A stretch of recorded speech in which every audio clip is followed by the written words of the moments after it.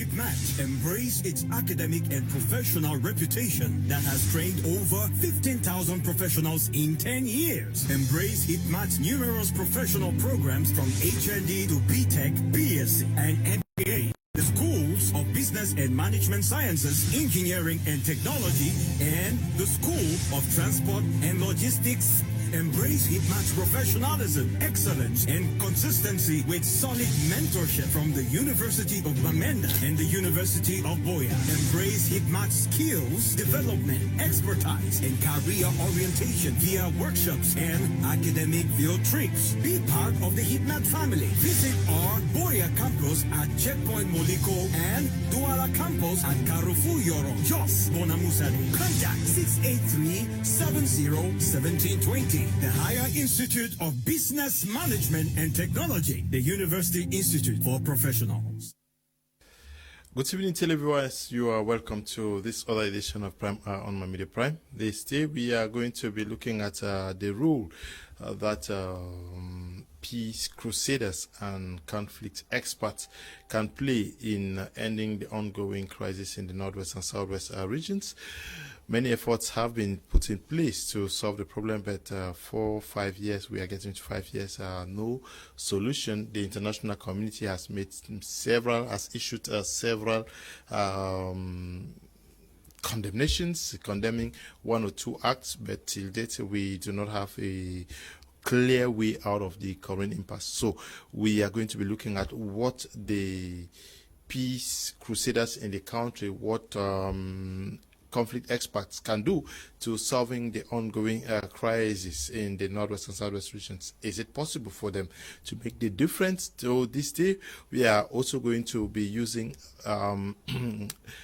Tumfo by Sir Nico Halle, who accordingly is saying that we need sincerity if we want a resolution to the ongoing crisis. So we are going to be basing on most of the things that he has been saying. We know that he's been involved in many peace initiatives at the very micro level. We've seen him in at the level of inter-community levels. We've seen him at other international levels, and also the role he played as far as establishing the authority of the Northwest Afons Union.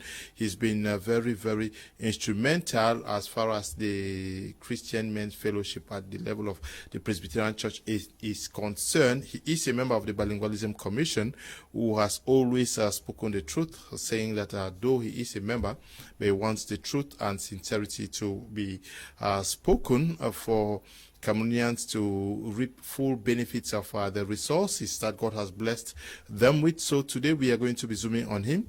Next week we are going to be looking at some other person, but we are discussing this with our panelists who are seated already in the studio with us. Our consultant is there. Apostle Ambe Valentine Ngwa is here with us. Good evening and welcome.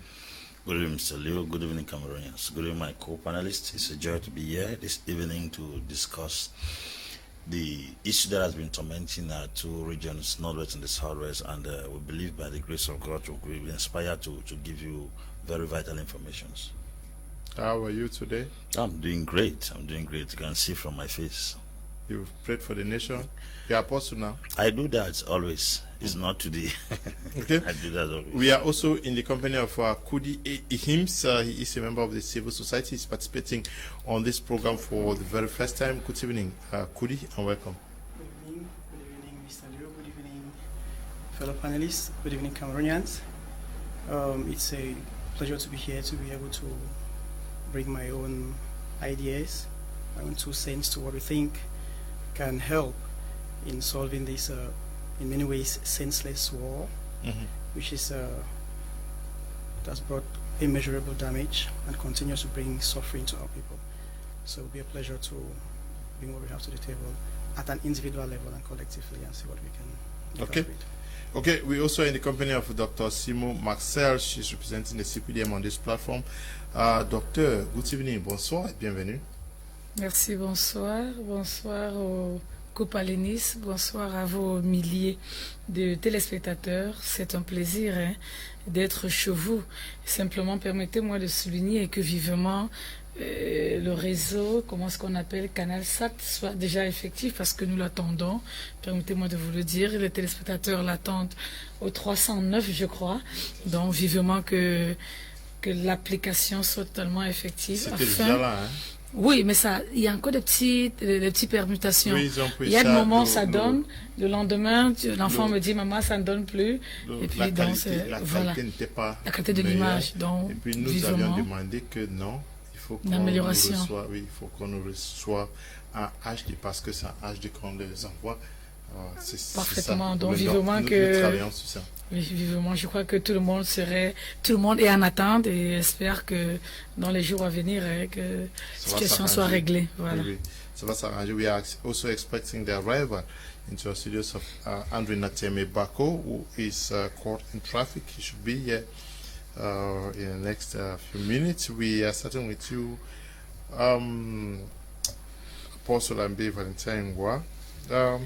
We've been there for years now without any headway. Are we not missing something that have we not been ignoring? A very essential aspect, factor that could have given us a headway out of this. I'm talking about those present in the country. They have been celebrated for decades as peace crusaders, as conflict experts.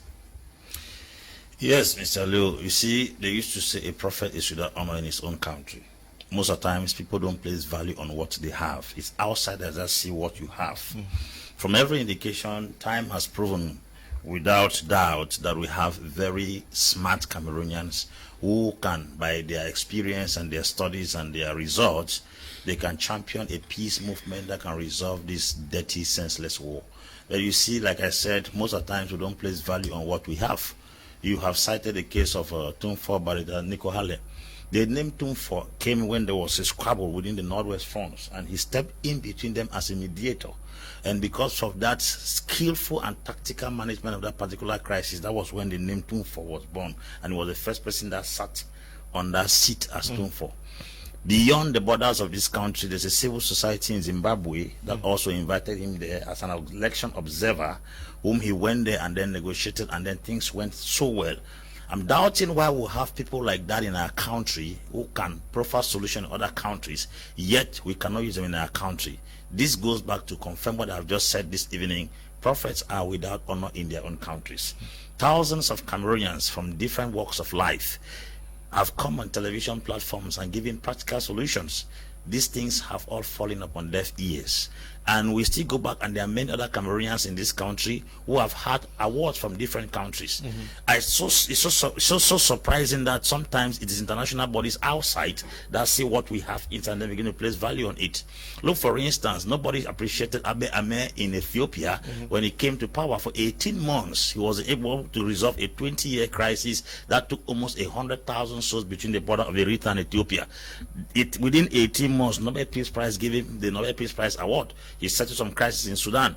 Now, why am I trying to communicate this? Are we telling ourselves that people from outside see us more than we see ourselves? There was a time we were told of a certain footballer in Cameroon who did well in the World Cup and was not valued. But when he went out, another president added him in his entourage. When they came to visit, that was when the president realized that this person you are playing low in your country is highly celebrated outside. For how long shall we keep on stoning our prophets, despising our valuable people, while they are beneficiaries to poor outside and they have no value to us? I think we should look back into our houses, study what we have, and then be able to make use of them. Yes. Do you share the same opinion with senior apostles of persons are calling you senior apostle? I don't know whether I should just take it. Yes, Kudi, do you have the same impression as him? Yes, indeed. And most importantly, the people who are most affected by this crisis is a common man. Yes. And more often than not, they have been relegated to the background. It is like they don't have a voice. Why must someone always talk on their behalf? Yeah. Okay, you've given the vote of confidence for the past 5 years and more to the state players, to government officials, to talk on our behalf and so on. But we are still in a very, very precarious situation. So we have to try things in another way. And I think, like you have rightly said, one of the most important ways to go about it is to pay attention to individuals who have a a reputation, a proper standing in managing conflicts. We have respected by all parties, be it from the government officials, be it from the population we're talking about, be it from the separatists, and so on. So why don't we try something else? Why do we have to keep reinventing the wheel, doing the same things and having the same results? So we should have another approach, take another approach. Ok. Docteur Simo, est-ce qu'il est temps aussi de revoir ce qu'on n'a pas pu faire pendant des années? Il y a des Camerounais qui sont pétris de sagesse et talent pour nous sortir de cela. Est-ce qu'il faut s'entêter que, ok, il faut seulement que ce sont les membres du gouvernement, il faut que tu sois sorti de l'INAM, et puis on néglige presque tout le monde, hein? Parce qu'on a des Camerounais qui peuvent apporter, qui sont négligés. Non, je suis un peu gênée de comprendre qu'on dise, après 5 années de guerre, parce que pour moi 5 ans c'est trop. Oui. Et c'est 9-5 ans, beaucoup de personnes sont mortes. On ne peut pas compter aujourd'hui, dénombrer le nombre de citoyens camerounais que nous avons perdus. Il y a des gens qui sont morts aujourd'hui. Voilà. Et en termes même matériels, ce que le pays a perdu, c'est une zone, tout le monde connaît. Bamenda faisait partie des plus belles villes du Cameroun. Donc, je dis, on a perdu beaucoup de choses. Et je suis en train de dire, je ne suis pas très d'accord qu'on dise qu'il y a des gens qui peuvent. Non, je suis de ceux qui pensent qu'il y a des gens même qui peuvent le faire. Mais qu'il ne faudrait pas qu'à chaque fois, on se focalise. Et ça, je l'ai toujours dit, même ici. J'étais gênée de voir une crise comme celle-là qui détruit qui est en train de décimer tout un peuple, tout le Cameroun, et on se focalise sur le chef de l'État. Moi, ça me dérange. Je suis de ceux qui pensent que lorsque chaque personne peut apporter sa pierre à la construction, à l'édifice, qu'il le fasse. J'ai été peut-être un peu choquée que l'effort, par exemple, ou alors le Seigneur n'a pas pu donner assez de temps au cardinal Toumi d'avancer, parce que voilà des personnes qui ont un poids, ou alors qui avaient un poids dans cette zone. Mais ils sont nombreux, c'est parce que le cardinal est parti aujourd'hui qu'on va dire qu'il n'y a plus personne. Non, il y a par exemple des hommes d'église, il y a des élites dans cette partie du territoire, il y a l'ancien bâtonnier dont nous parlions aujourd'hui, le bâtonnier Halle. Donc il y a Nico Halle. Il y a des personnes des personnes ressources, voilà, on les appelle des personnes ressources qui peuvent faire l'affaire. Je suis peut-être gênée de savoir que ces personnes se lèvent aujourd'hui. Mais vous conviendrez avec moi que si ces personnes s'étaient levées beaucoup plus tôt quand l'action commençait, rassurez-vous, on ne serait pas arrivé où nous sommes aujourd'hui là. C'est qu'ils ont ils ont voulu laisser le gouvernement agir, ils ont voulu laisser le gouvernement... Non, lorsque des gens sont en train de mourir, ce n'est plus l'affaire du gouvernement, c'est l'affaire de tous. Et si chaque citoyen peut apporter sa pierre à la construction, à l'édifice, à la reconstruction de la paix et de l'équilibre social, je crois que c'est porteur, c'est bénéfique. Des hommes de Dieu, on en a un sur votre plateau. Et je crois que c'est des personnes qui ont du temps dans cette partie du territoire. Donc, je disais même avant. Que vivement, voilà, j'ai peut-être pas compris, mais que vivement nos frères qui ont décidé, n'est-ce pas, de se rebeller contre leurs parents, parce que moi j'appelle ça comme ça, commencent un peu à croire en ces parents-là. Okay. C'est ça qui Okay, we are also in the company of Dr. Tata Emmanuel Fon, who is going to be coming in from China. Doctor, good evening and welcome. Yeah, thank you very much, Brother Leo. Yeah, thank you. It's an honor. It's always an honor for me to be a part of this program to share ideas on the way forward as far as peace in Cameroon is concerned. It's always been an honor for me. It's usually said that somewhere I read that the world is not going to be destroyed by those who do evil, but by those who see evil and do nothing about it. Yeah, I think it's exactly. That is exactly why we think that we need to actually push on those who have been silent, or those whom we think can do something to swing into action. But do you have the impression that conflict experts in the country, peace crusaders, have been sidelined for some time now?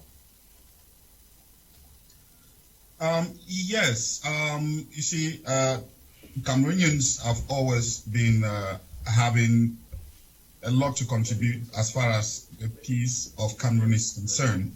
It's all about creating that environment for those actors who have what they can offer to Cameroon as far as the striving for peace is concerned, to be able to express themselves.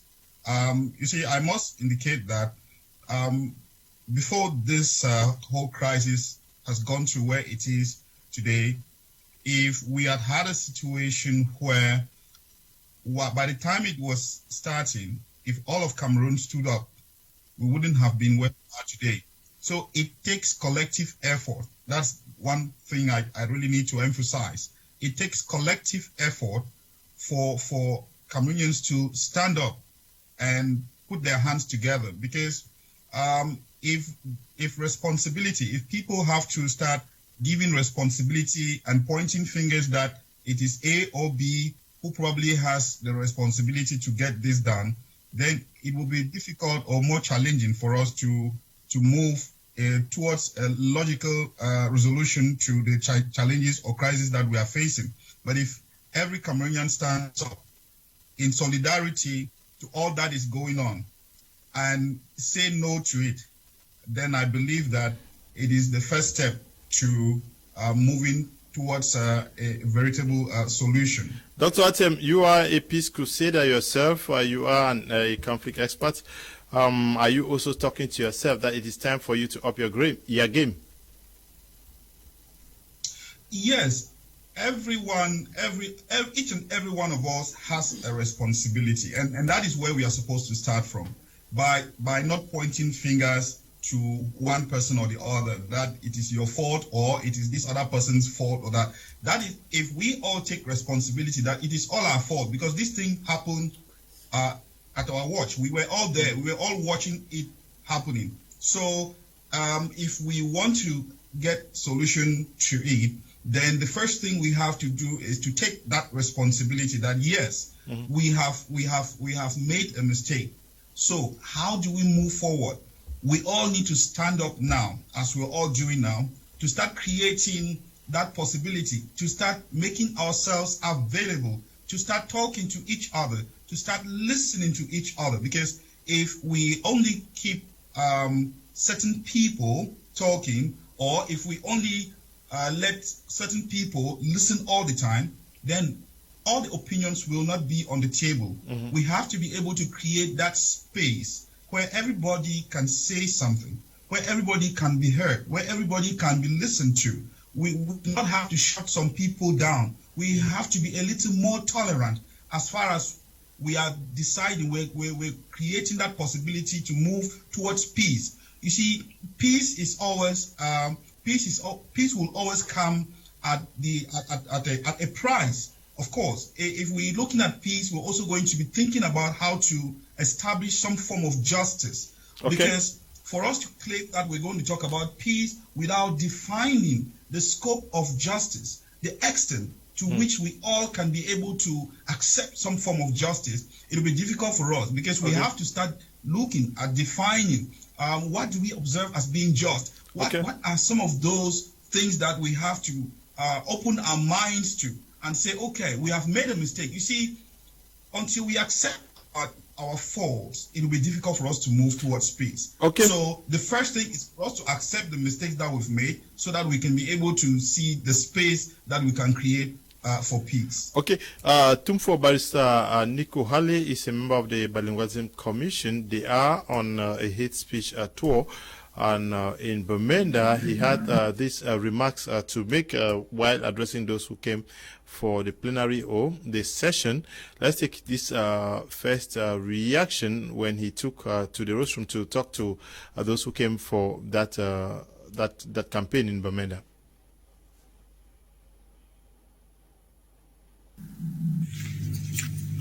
Seek ways and means to build this beautiful nation, which so far has been shattered, destroyed, shredded by the evil spirit.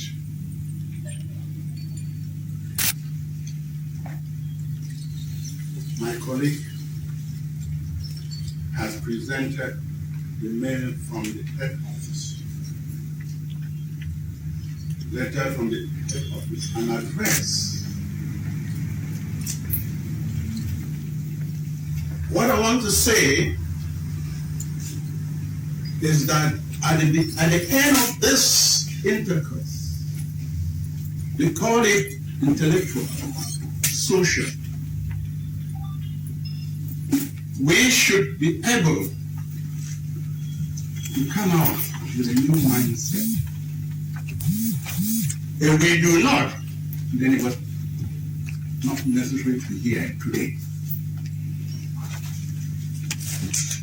Time for hypocrisy is over. Time for falsehood is over. We have lied and lied and lied and lied and lied, and we have been, the lies have caught up with us. That was Tumfo Barrister Nico Halle in Bamenda. You understand him, Apostle Ambe, when he says that time for hypocrisy is over, time for lies are over. This is time to face a reality and to be sincere and tell ourselves the truth. Yes, Mr. Leo, peace is an offspring of sincerity. If there is no sincerity, peace cannot be born. So much lie has been told as far as the crisis is concerned from both camps. And I'm very, very convinced and very sure I have sat on this platform to point out some of those very, very serious lies told as far as the crisis in the north and the south is concerned. People are doing propaganda, and we have studied history to understand that propaganda has never championed or caused any war to succeed. If you think I'm lying, ask Joseph Goebbels. He tried in the days of Hitler and failed woefully. He announced areas that Hitler had taken control over, which Hitler never even stepped his leg on those areas. That is what we are getting today. The war is more on social media. The war is amplified through vocal expressions than what is on ground. What we are seeing is that the truth of the whole matter is not displayed. If at all we understand the truth, then I'm very, very convinced we can be able to provide a solution. The lie alone has given people another impression that something extraordinary is happening, and everyone is even afraid. I can tell that there are very good conflict managers in this country and very good peace crusader, but the lies told about the war gives them the impression that they are not even having the capacity to manage what is on ground. And this truth must be told. That's the reason why we sometimes, when we get some results from places, we don't just conclude. We have to sit down and do analysis. You are investigative journalists. Yes, because we see a lot of pictures on things that sometimes are false. They are false. They have passed for a very long time. With the coming of social media, it has amplified the war. The war has gone beyond control. My worry is this, and I will still say it on this platform, Mr. Leo. Why is it that we have been wired to think that solutions come from outside? There is practically, absolutely nothing we believe that comes from us that can help us. We are having a war in Cameroon. We are looking for UN. UN is not in Cameroon. We are looking for Swiss. Where are the persons in Cameroon who can handle a crisis? We're looking for Swiss. Yeah, but when you listen to somebody like Atum, you think that he's not credible. He's not. What's wrong? That's what I'm trying to make you understand, that we have been wired and oriented to think that every good thing that can solve our problem will come from outside the country, because we practically depend on everything outside the country, to the extent whereby we are sick right here in this country and we're looking for a doctor out of the country. We want to eat, we look for what is out of the country. We produce local drugs here, but we drink what comes out of the country. We want to dress, we must look for what comes out of the country. Why is it that we do not appreciate what we have at home? Like myself, I'm putting on a suit here. That is it. Now look at what Barrister Tumfo Halle is saying. He is saying something very important. Time for lies telling is over.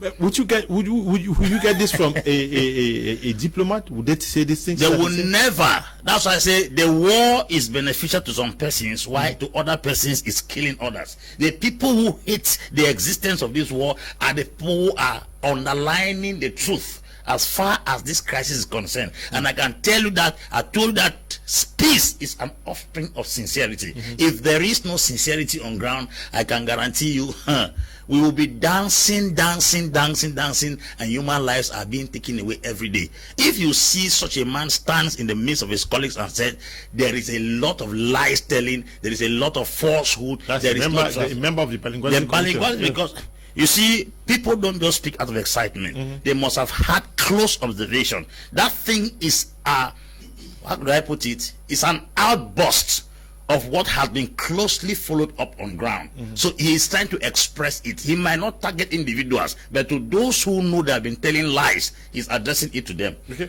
Yeah, but how do we have persons like this, and for 4 years we are not seeing them heading any commission? They are not, they're just there because he is a member, and we are looking for solutions on both sides. They are looking for Swiss, like he said, looking for the United Nations, and looking for other quotas.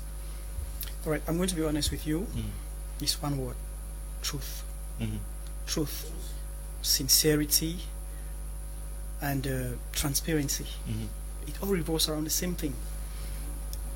Barrister Nico Halle has said it: the time for hypocrisy is past. It's gone. We need to take practical steps.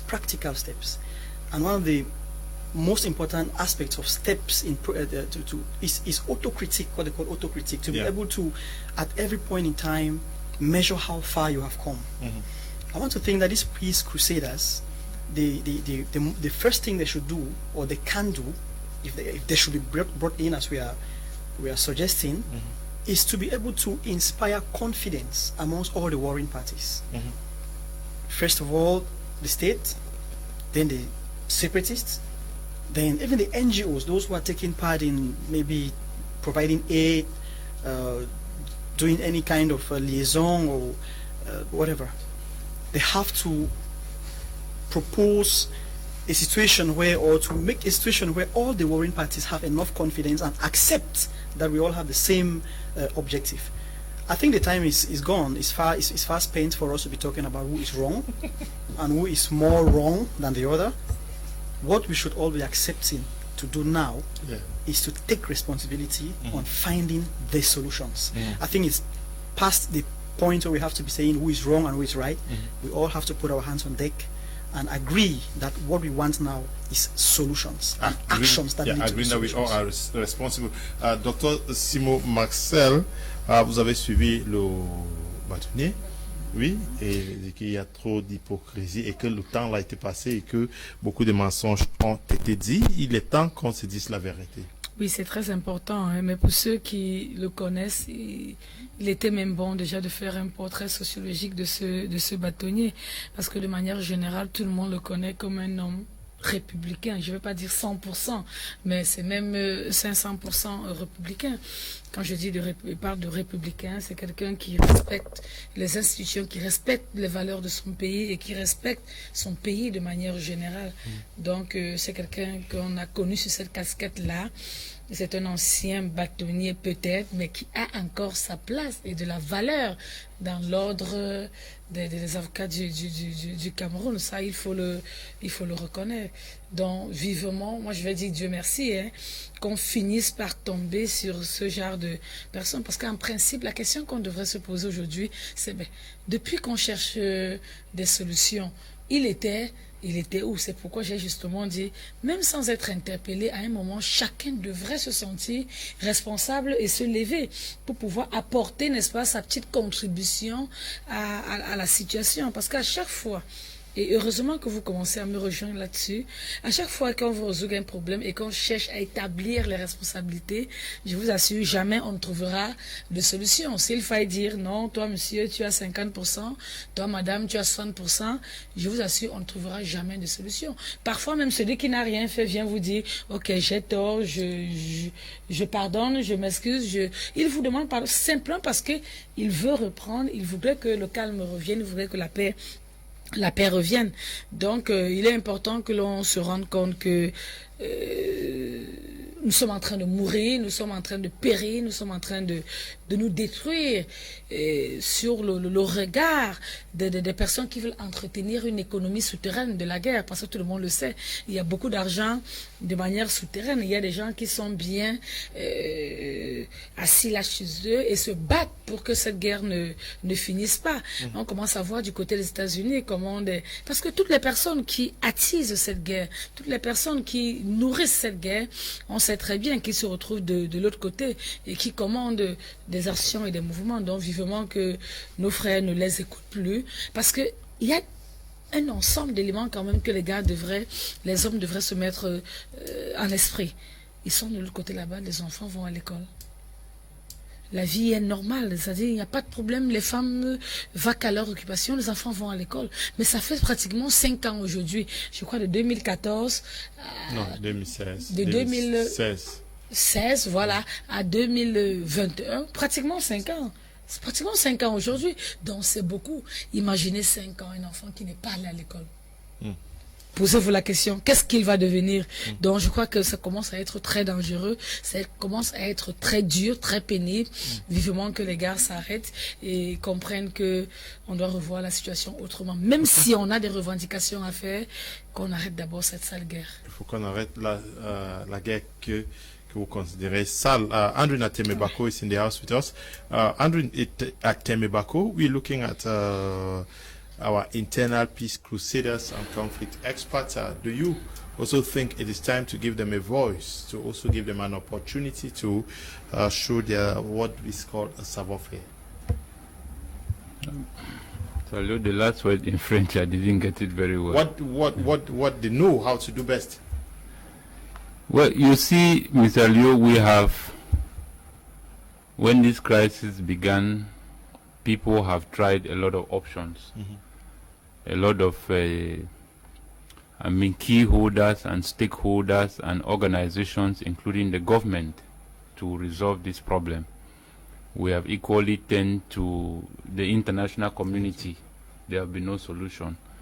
We've turned to the Ambe. There have been no solution.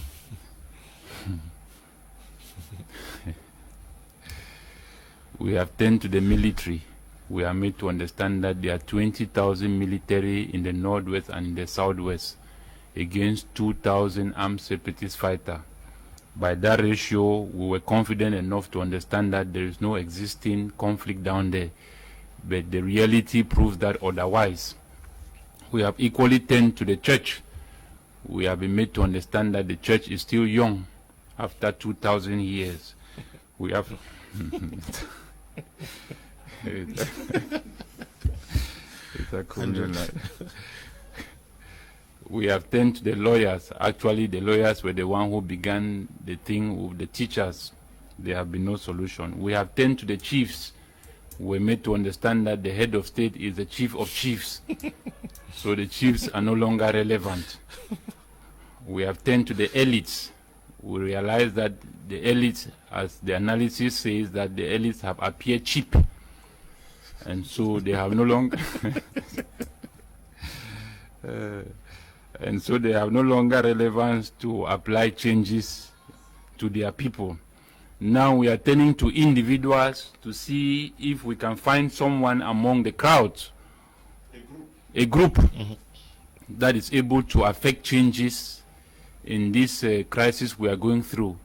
So if you look at the things I've been able to put down, we look at all the structures and the people that we have consulted in the beginning is versus the population of the Northwest and the Southwest.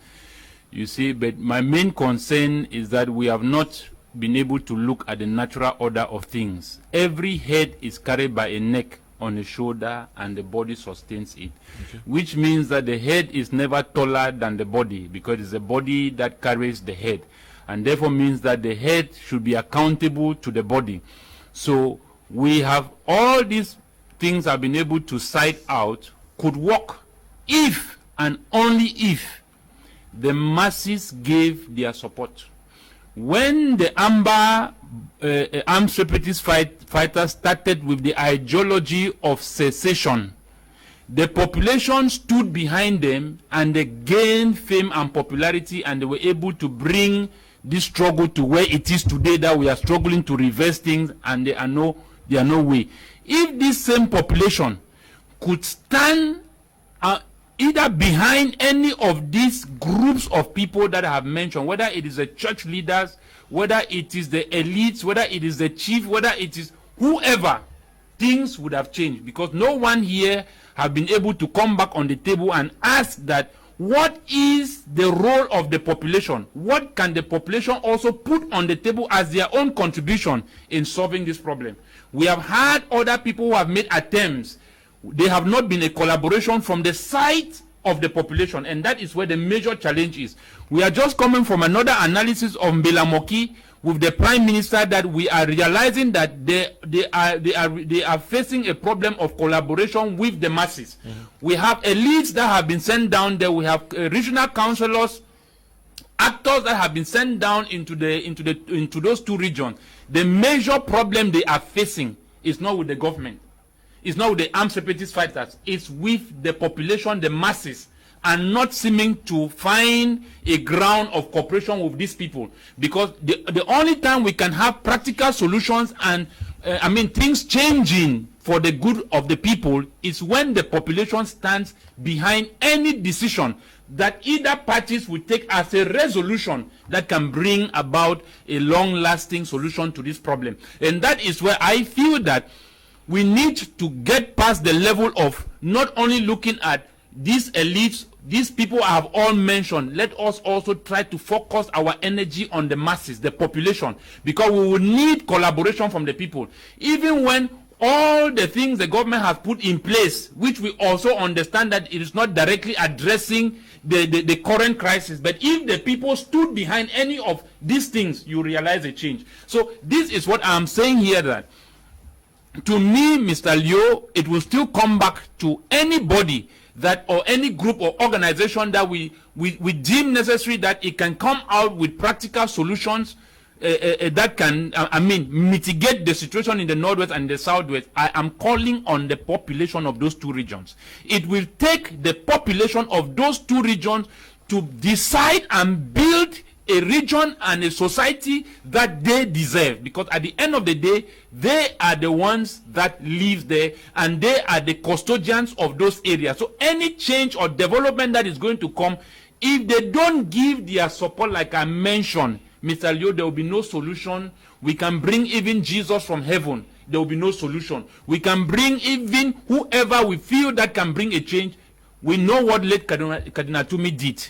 We know what other attempts people of goodwill tried to do to bring about a lasting solution. Even if the government said no and the people say yes, there will be a change, because at the end of the day, it is the people that have the decision to their own destiny. It is the people that can decide to be masters of themselves and not seeking who is going to be a master for them. So I am saying that, Mr. Liu, we need to start getting to the point where anybody or the actors that are already down in the areas of decentralization, regional councillors, house of chiefs, special consulators, they need the cooperation of the people. The senators, the members of parliament, they need the cooperation of the people, because the energy and the force and the power which the masses can create. Mr. Leo, we have seen that in societies. Like I gave very practical examples where we have seen policies that have been changed by the government due to the pressure that the population brought upon their government. So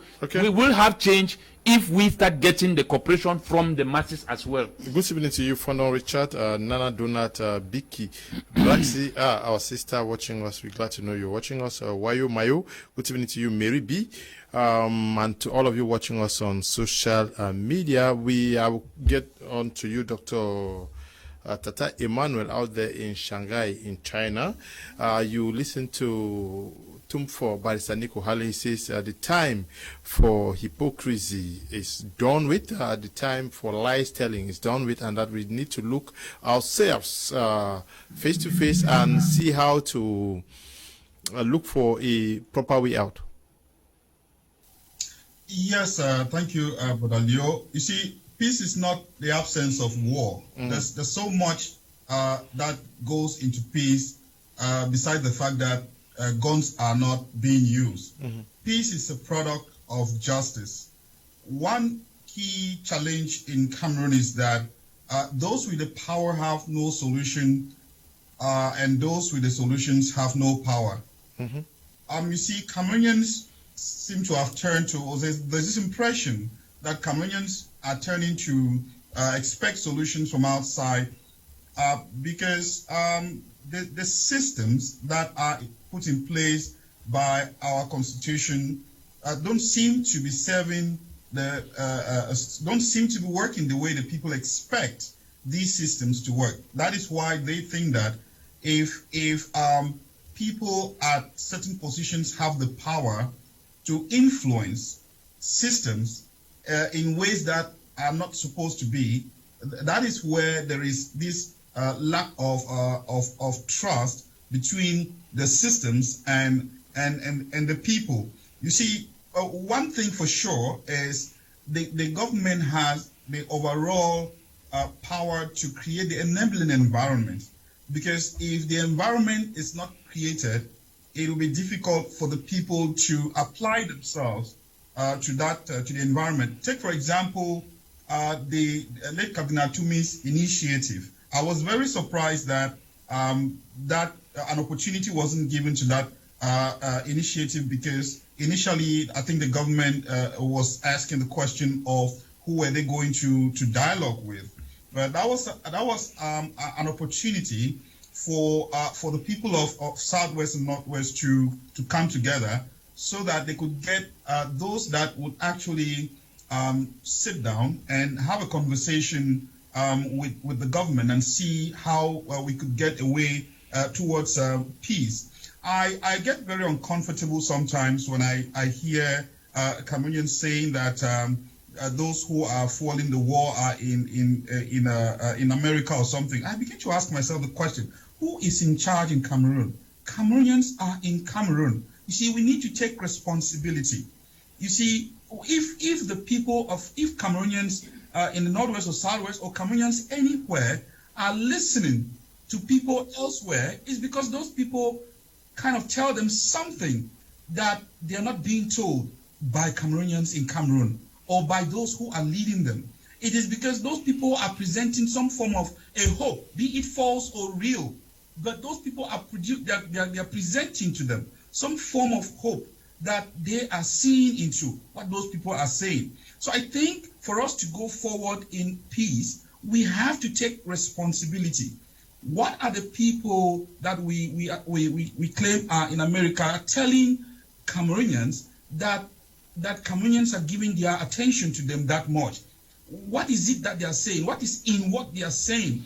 I think if we begin to take that responsibility and tell Cameroonians what their real problems are and how we can work out of the problems, then I think we're going to go towards lasting peace. Because like I indicated much earlier, peace is not just the absence of war, but the product of justice. Okay. Thank you very much. Okay. Dr. Atem coming in there from China. Good evening, Mr. Liu. I'm happy to hear Madam Simo support Barrister Nico Halle in that time for lies hypocrisy is over, which means that she now agrees that to some extent some people lied. Okay. Good evening, Mr. Liu. Barrister Nico Halle has been talking since the outbreak of the crisis, yet the situation is exacerbating. Every day, peace Crusaders and conflict experts have to step up there again. Suleiman, writing from Boya. Good evening, Mr. Liu. All panelists, as the barrister rightly said, it is time for falsehood to disappear, and it must start from non-state armed groups and the military. The recent falsehood 2 days ago in Below Frontier, as a civilian was killed, and it's a rumor by government that he was a general with non-state groups. Okay. Figure is writing from Bamenda. Good evening to all the members in the studio. Man of God, Cameroon has proven to us that there are no serious in providing solutions to this problem. We believe that Cameroon government, okay. Ngwa is writing from Ebako, that is in Bamenda. Good evening to you, Ngwa. Apostle Ambe Valentine Ngwa. I want us to look at the fact that opportunity is supposed to be given to the peace crusaders and conflict experts, but we also need the disposition of the key stakeholders in the conflict. I'm talking about the separatists and the government themselves to now entrust and think that these persons can help both parties out of the current situation. Yes, peace crusaders, I beg your pardon, are bridges that links the government and the separatists.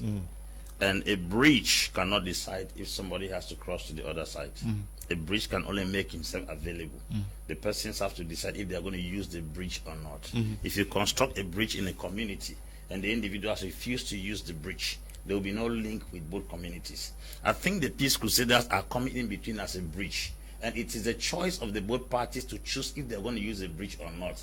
If both parties have fastened their own rope at different ends and refuse to use the bridge, do you mean to tell me that all the Cameroonians who come on television and give practical solutions and ideas to solve this problem, the government has not been seeing them, or the separatists? The worst of it is that the people already have the kind of judgment they want.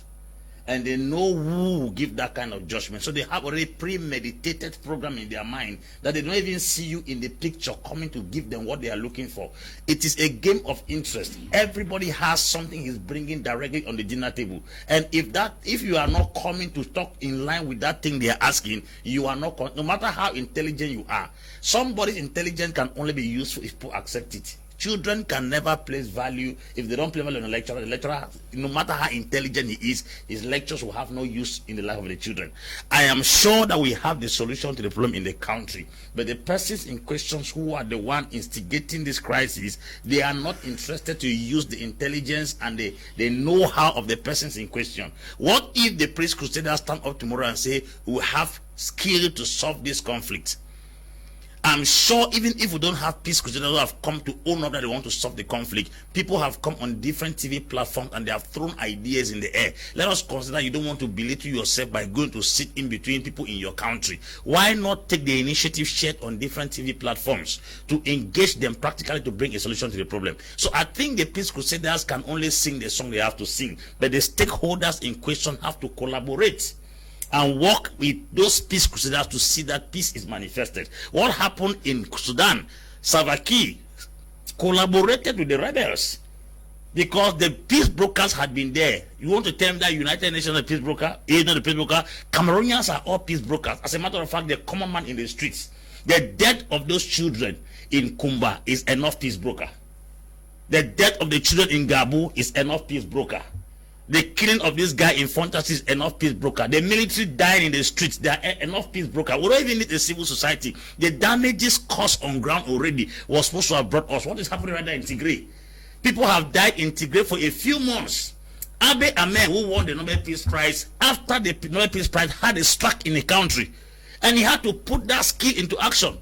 That is to say, I'm not giving this peace because I like it. I'm doing it because it is needed. That's what you're supposed to be talking here. There are some things that are more needful than your likes. And we want to do what we like, not what we need.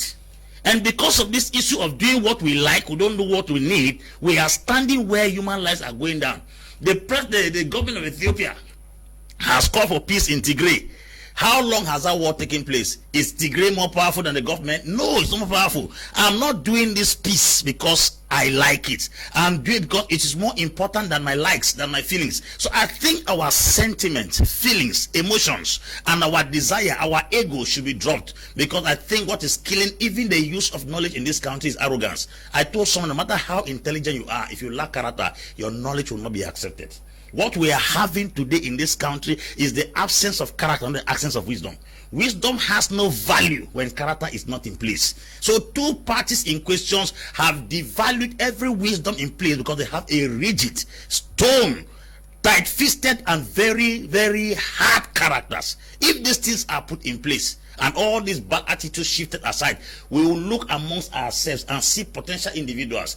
I said something here. I said, if a man could be called in Zimbabwe to come and settle crisis, and that person living in your country, is obvious that you have the solution in your house, but you don't want to use it. So we don't want to use what we have. That's the simple truth. Okay. Hello, Mr. Kum. I queue up with Mr. Atem Ebako.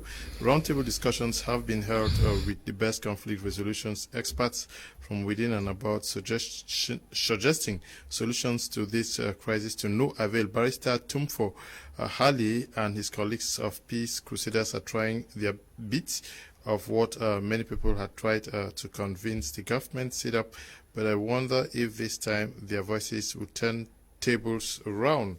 Paddy Brown is writing from Foncha Street in Bamenda. Good evening to you, Paddy Brown. Good evening, Mr. Leo, and the panelists. The population of the Northwest and Southwest are helpless because of, in the beginning, thousands of them protested and many were arrested. Akawo is writing from Bonaberi. Good evening, Mr. Leo. Thanks for always putting up programs sensitive to societal needs. The truth is the solution lies with the population. I love what the man from China is saying, that those with solutions have no power, and yet those power have no solution. Kudi, Ihims, you agree with what Dr. Atem is saying, that those with solutions have no power, those with power have no solution? And on top of that, I do agree to begin with. Most importantly, I would keep hammering on the fact that the solution lies with the population. Okay. You have used a very good analogy, the analogy of the bridge. It is the population that is going to decide the direction which these warring parties are taking us to. I'm going to bring in an idea of resistance and acceptance. It can be used as a means to measure how far the other options that we have been using are taking us. If you have been using this particular route, and the level of acceptance by this population should give you an idea of whether this is a right path, or whether you should continue or put in more effort on that path. If there is more resistance or more, I don't know how to put it, from the population, then it should also let you know that the path you are taking is questionable. It's wrong. Right. I want to ask this question.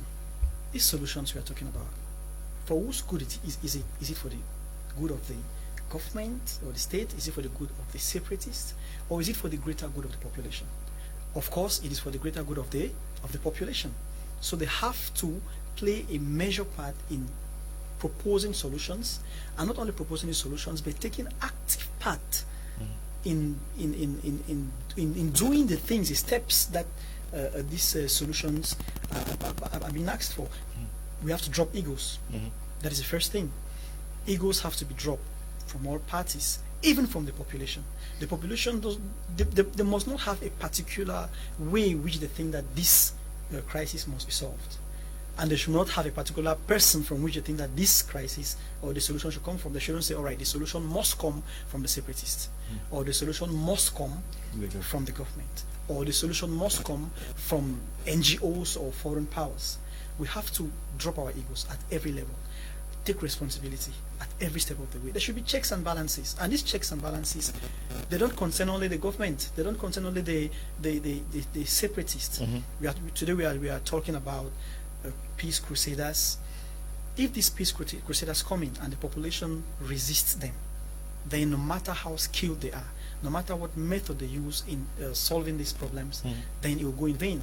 But if the population accepts whatever proposition is being made, then we are going to have a leeway to solving the crisis. Okay. Good evening, Mr. Liu, and to all in the studio. Apostle Ambe, always on top of it. I don't know what to say again about this crisis. So where is Mr. Elvis, the kangaroo man? We miss him. Enoch Sakwe is writing from Douala. The kangaroo man was here 2 days ago. Good evening, Mr. Liu and panel. I follow most of your discussions, and they are usually interesting.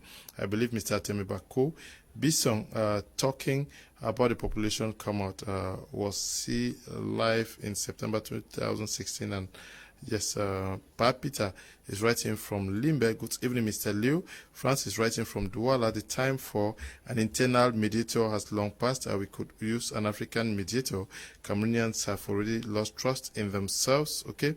I don't know whether that is not where the problem lies. Mr. Liu, the only thing that can stop the war is if the negotiation is about making the governance better.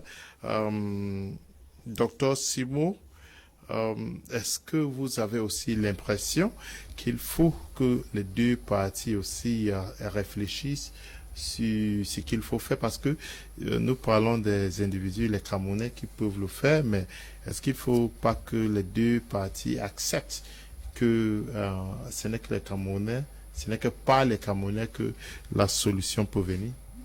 Non, je crois que je vais me faire taper sur les doigts maintenant, mais il est important que tu vas te faire taper sur les doigts. Ok, allez-y. Il est important que je le dise très clairement. Moi, j'ai apprécié l'intervention du confrère, moi ce que j'ai pas suivi avec exactitude, lorsqu'il mettait en avant la force de la population.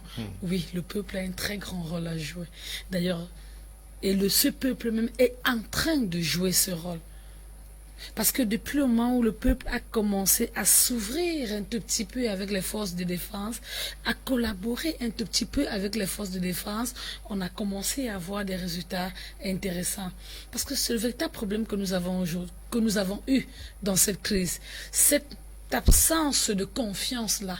À un moment, on s'est rendu compte que le peuple, les populations étaient un peu égaré, perdu. On ne savait plus qui croire. Les forces de défense ou les séparatistes ou des gens qui sont dans les brousses. Et du coup, chacun se trouvait replié sur lui-même et enfermé dans sa maison. Et les résultats étaient ce que nous observions par le passé. Elle n'est peut-être pas terminée, mais on commence à observer une nette amélioration de la communication entre les populations et parfois les forces de défense, même si le prix est souvent très lourd, ça il faut le dire. On a souvent vu des jeunes qu'on a attrapés et décapités simplement parce qu'ils ont collaboré avec la police. C'est dommage, mais il y a déjà une communication, une collaboration qui est perceptible avec les forces de défense qui n'est pas à négliger. Maintenant, il est important qu'on dise aux citoyens, particulièrement de cette zone et même du Cameroun tout entier, que c'est la population, c'est le peuple camerounais qui doit se lever face à cette guerre-là. C'est pourquoi je me sens un peu gênée lorsqu'on parle de communication ou alors de discussion, de dialogue. On donne l'impression, alors on veut donner l'impression que l'État du Cameroun n'a rien fait jusqu'à aujourd'hui. Non, on ne peut pas remettre ou alors balayer du revers de la main le dialogue national qui a été fait. On ne peut pas le balayer. Même comme aujourd'hui, je suis pour un autre dialogue inclusif, c'est-à-dire où tous les Camerounais devraient se retrouver pour discuter de la question. On ne peut pas remettre en cause le statut spécial qui a été accordé par le chef de l'État. On ne peut pas remettre en cause des actions qui ont été menées pour, n'est-ce pas, l'amélioration, alors le retour à la paix dans cette partie du territoire. Là, ce sont des actions menées par les populations. Maintenant, par le gouvernement, je veux dire, le chef de l'État.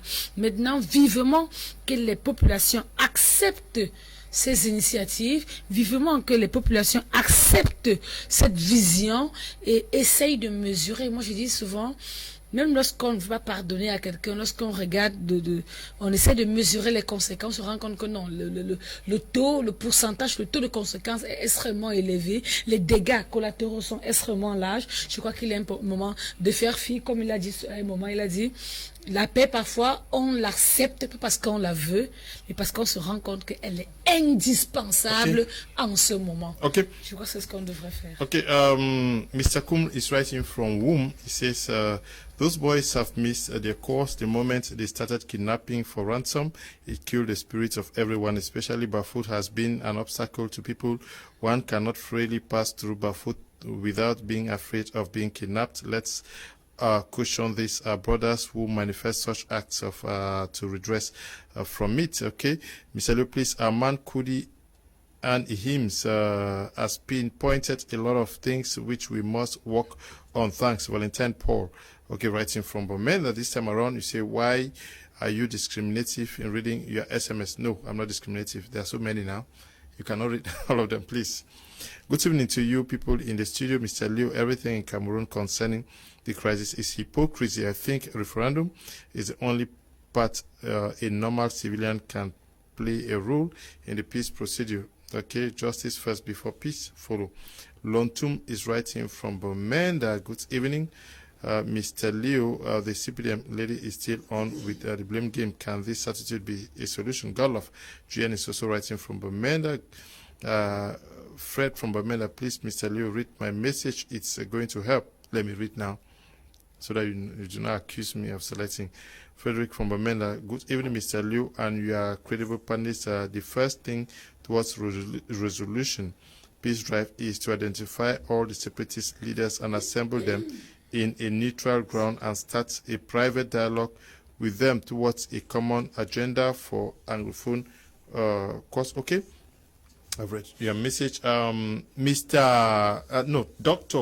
Tata Emmanuel, we are looking at the situation as they are unfolding on ground here. Let's look at the civil society itself. As the civil society in Cameroon, as we've seen the church gather itself to wanting to position themselves as solution providers. The church, the civil society, have they themselves placed confidence on persons like yourself? We have Apostle Ambe, we have the Tumfo barrister Nico Halle. We are talking about, we have persons like Professor Willibrod Ngwa, who is in Yaoundé, peace crusaders and conflict experts. There are many of them. Have the civil society themselves highlighted, projected these persons as persons who have potentials in providing solutions or providing a middle ground for both sides? Yes, Bradio, thank you. Yes, of course, the civil society has always been writing. The civil society has always been active in Cameroon, but you see, because of the very strong politicization of the whole conflict, because you see, one of the reasons why this conflict has persisted so strongly is because politicians struggle to use it and score cheap political points. That is one of the reasons, because at one point in time, politicians will pull it into one direction. But of course, I believe that Barrister Tumfo can still work with the documents that Cardinal Tumi left up with, so that we can be able to get a leadership for Anglophones. So through that path, we can be able to work with other civil society actors and look at the way to solve this whole mess where we find ourselves. You see, one of the reasons why this crisis has persisted is due to the lack of solidarity from the rest of the country. Most often than not, when probably the head of state says something or does something or is about to do something, you find motion of support coming from left, from right. What that means is that that sense of solidarity is important to ensure national cohesion, to ensure national unity. But so far, you would agree with me that that solidarity is actually missing. So what that means is that the Anglophone Cameroon seems to find itself in a situation where it looks like nobody, there's that feeling, there's that perception which is created as a result of that absence of solidarity. They happen to feel that the others don't really care about their issue. It must also be important to state that so far, the posture of government communication has not really been the best.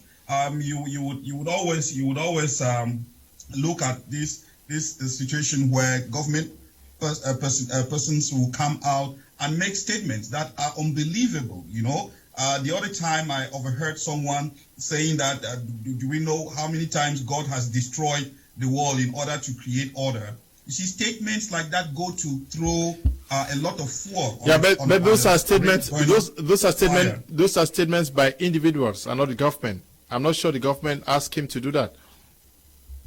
Well, yes, but you see, when I'm not saying that it was an official statement from the government, but you see, these are persons who come to TV stations and introduce themselves with political colors, with the ruling party, and then at the end of the day, you find them making statements like that. You are tempted to believe that those statements are related to the government. But I believe that I overheard one of the panelists saying that the population should be able to collaborate with the military. Of course, the population would want to collaborate with the military, but let's look at the natural context.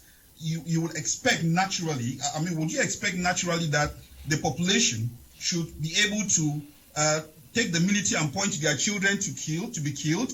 I mean, we find ourselves in a context where we should understand the natural connections that are there. These are people's children, despite the fact that they, due to one reason or the other, they have certain grievances. They are having their own way of looking at it. We have several tons of ways we can approach this thing without necessarily carrying guns all around the whole place. I believe very strongly that, like I indicated much earlier, Barrister Tumfo Nico Halle can very much be able, because the Anglophones need leadership. If we even have to talk about the way forward to looking at the possibility for an inclusive dialogue, we would still need the Anglophones to have some form of a leadership so that we can have some form of direction, so we can have solutions that are lasting. Just like one of the other panels indicated, one of the other panelists indicated there, that the opinion of the people is key, is very important. How would you get the opinion of the people without putting the people together to form some leadership and then move into a dialogue where there should be some order? So it is only when this environment is created, it is only when the government expresses some form of goodwill. Mm-hmm. I'm not saying the government may not have a goodwill, but they should express it. They might have it, but so far it is not seen by the people that they have that goodwill. So if they can express the goodwill that they have, then I want to believe that it would be very possible for us to move towards a lasting peace. Okay. Good evening to all the panelists. I think the population too are not safe, because if they go out to protest, their lives will be in danger from both sides unless a ceasefire declared. Mr. Peter is writing from Bamenda. Lots and lots of messages from Bamenda this evening. This one says, good evening, Mr. Leo. There are prophets and peacemakers in Cameroon, but their attempts towards the reconciliation has never been given the environment to do so. After Kadnatumi's recommendations were not heard, Mr. Leo, if the government were asking who are people to discuss with, the government is keeping the separatist leaders in prisons. Can the government not negotiate with them? The solution can only come from the factions, because the people are already with the stiff thought. When a person is killed, the rip is interpreted as resist. Okay. Cletus is writing from Douala. Good evening to you.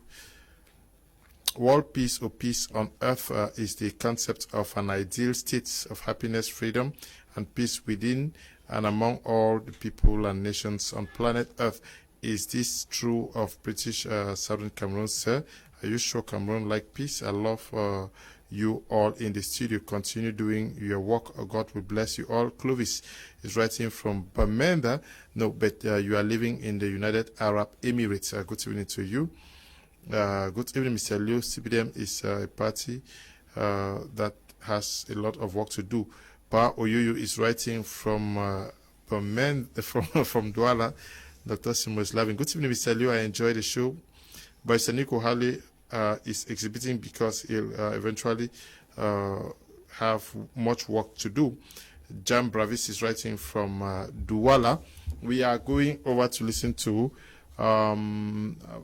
Barrister Nico Halle Tumfo, who was addressing those who came for the campaign against hate speech. I'm sure that was on the second day of their stay in Bamenda, Northwest Regional Capital. Office, you read everything for the 5 years that you will die. You read the documents, you read the voice, you read the women, you read the men, you read your family, you read just everything. That is our mentality. Isn't it sad that a region like ours that is blessed with a lot of resources, and the average Northwesterner is very intelligent. They perform so well in universities and in other areas. Unfortunately, they are morally bankrupt. Because if we are not morally bankrupt, this region will be a reference region. Look at the roads in town. Look at our roads. And all of these lapses are resolved as what we call a nursery for hate speech and xenophobia. And that's why today there should be no taboo topic. When you take the microphone, speak out your mind. It's not a political party. Unfortunately for your son, Nico Halle, I do nation building on the terms of the motto, peace, work, fatherland. That is my political party. That is my political party. Because I crusade peace, I work for my nation, and I love my people. That's what should happen. No civilian has the right to kill somebody, and no soldier, no military. You don't have the right to kill. The military is there to protect the people. This thing should be clear. The civilians are there to respect the military, but the military, as a matter of fact, should do its job professionally. So we're here, we are saying that both parties should build Cameroon, the civilian and the armed forces. We should build Cameroon.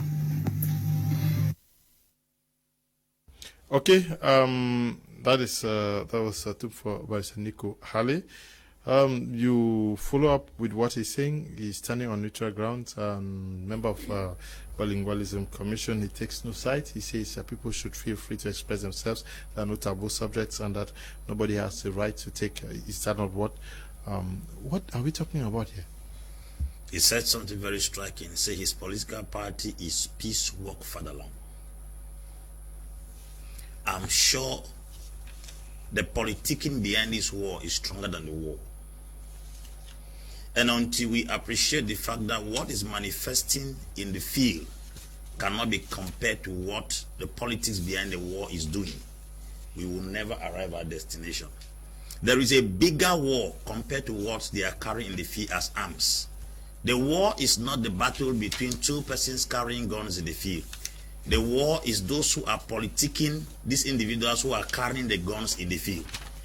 And I'm sure if we go back to treat this war effectively, you will realize that what we are fighting is not an armed conflict, it's a political combat. And until we deal with the roots, the roots of this matter, we will not be able to solve this problem. What is happening in the field is the outcome of what paper and pen did. Let us get back to what paper and pen is doing. Then we can be able to see what is happening in the field.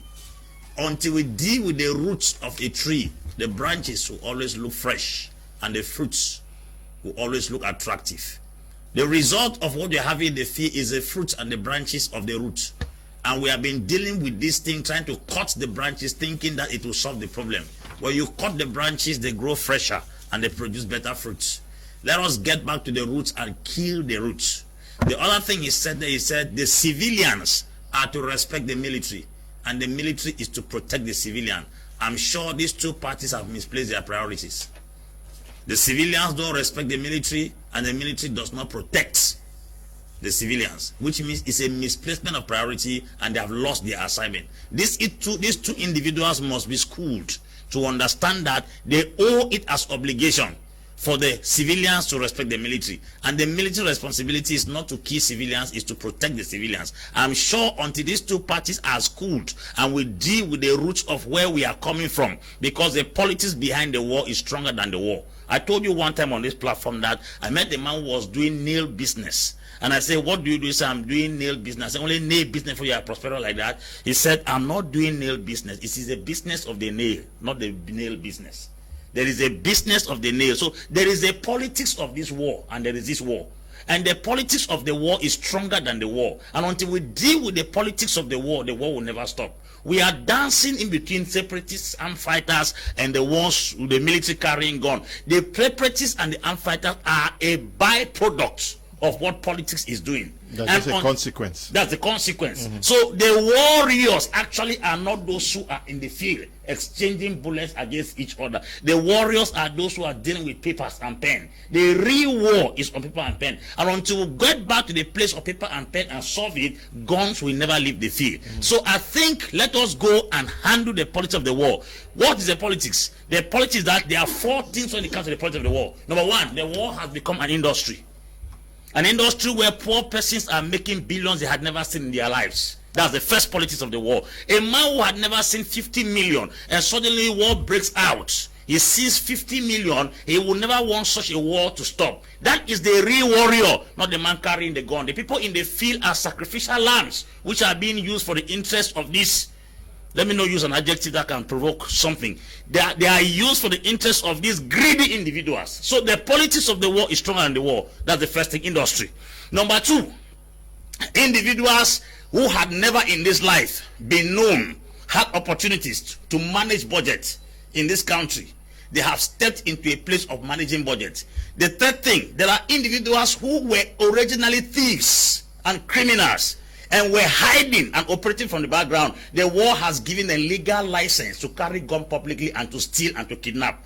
The kidnappers of the war did not start today. They have been kidnappers long, but they were considered illegal. Now the war has given them legality. So that's the politics. And if we don't deal with these various political points of this war, let us forget what is happening in the field. A military was shot today, a number was shot tomorrow. That's not the war. The war is not in that exchange of bullets in the field. The war is in the politics behind the scene. Okay, the war is in the politics behind the scheme.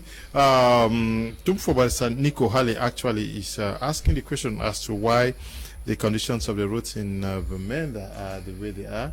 Very, very hard-working industrious persons, but when you look at the town, it does not reflect who the people are. To say that they are morally very bankrupt, and he's asking. I'm sure the video was cut some way, but he's saying that there are many persons who would not tell the truth to the President of the Republic because they are afraid to lose their opportunities and their positions. Yeah, the political class. I think they are not being honest with themselves, and they are not being honest with the population, the people that they have been called to serve. You agree with me? I think most, if not all, members of government and the people of the political class have probably relocated with their families to safer zones, more developed zones, areas where there's more opportunities, and it doesn't really matter to them how the town and villages in the northwest and southwest looks like. They would want to play their politicking, as Apostle has rightly said, and protect their progeny, protect their interests. That is why at the beginning of these discussions we said the time for hypocrisy is over, and we have to hold ourselves accountable, first of all, because it doesn't make any sense for you to try to hold someone else accountable when you are not holding yourself accountable. What role does the population have to play in all of this? Do we ask enough questions to the people that are representing us? Do we? Or do we accept the situation? And we know the popular say, it's Cameroon. So I think that it's time for I keep saying, the population to step in. We begin to do an autocritic, see what we can do at an individual level in the civil society, through our associations, through our meetings, through our developmental corporations and things like that. With this, we are going to begin by holding ourselves accountable. Then we're now going to have the moral right or the moral obligation to hold the people that are in the position of power, access to maybe the resources and decision making. We have to hold them accountable. But we cannot be holding someone accountable when you don't hold yourself accountable. You have to ask yourself daily. Because he said somewhere that we all are responsible for what? We are all. We all are. You have to ask yourself, we should put checks and balances. I keep saying this. What have we achieved after this week, after this month? What do we hope to achieve by September, by December? Then when we get to that point, we go back to this balance sheet and see the progress we have made, whether we have progressed or we have regressed. But everyone has to accept that they have a role to play. First of all, individually. Then, if you play a role individually, of course, it's going to show. The results are going to show at the broader level. Okay. Docteur Simo, vous avez suivi le Tumfo, c'est Nico Halle qui dit à la population qu'ici aujourd'hui, il n'y a pas de sujet tabou, que chacun se sent à l'aise et que chacun s'exprime comme il entend le faire. Hein? Andrin? Okay. They're telling me that Andrin, yes, I like. Are you sure? I can answer. Twice, not once. Hey, Andrin. No, go ahead. It's okay. Go No, ahead. I know that When I from talk, her. nobody No, should disturb me. I know that from her. I'm going to Andrin. No, but I've been missed twice. Twice. I've been That's how you intervene, no? for 30 minutes only watching you people. Okay, Which is okay. doctor. Before I come to you, let me go to. No, it's okay. Go ahead with doctor. It's all right. No, seriously, go ahead. You're a gentleman. No, it's okay. Ladies before Yeah, gentlemen. it's all right, no Ok. Oui, vous l'avez suivi. Il n'y a pas de sujet tabou. Il faut que chacun se sente. Mais on dirait que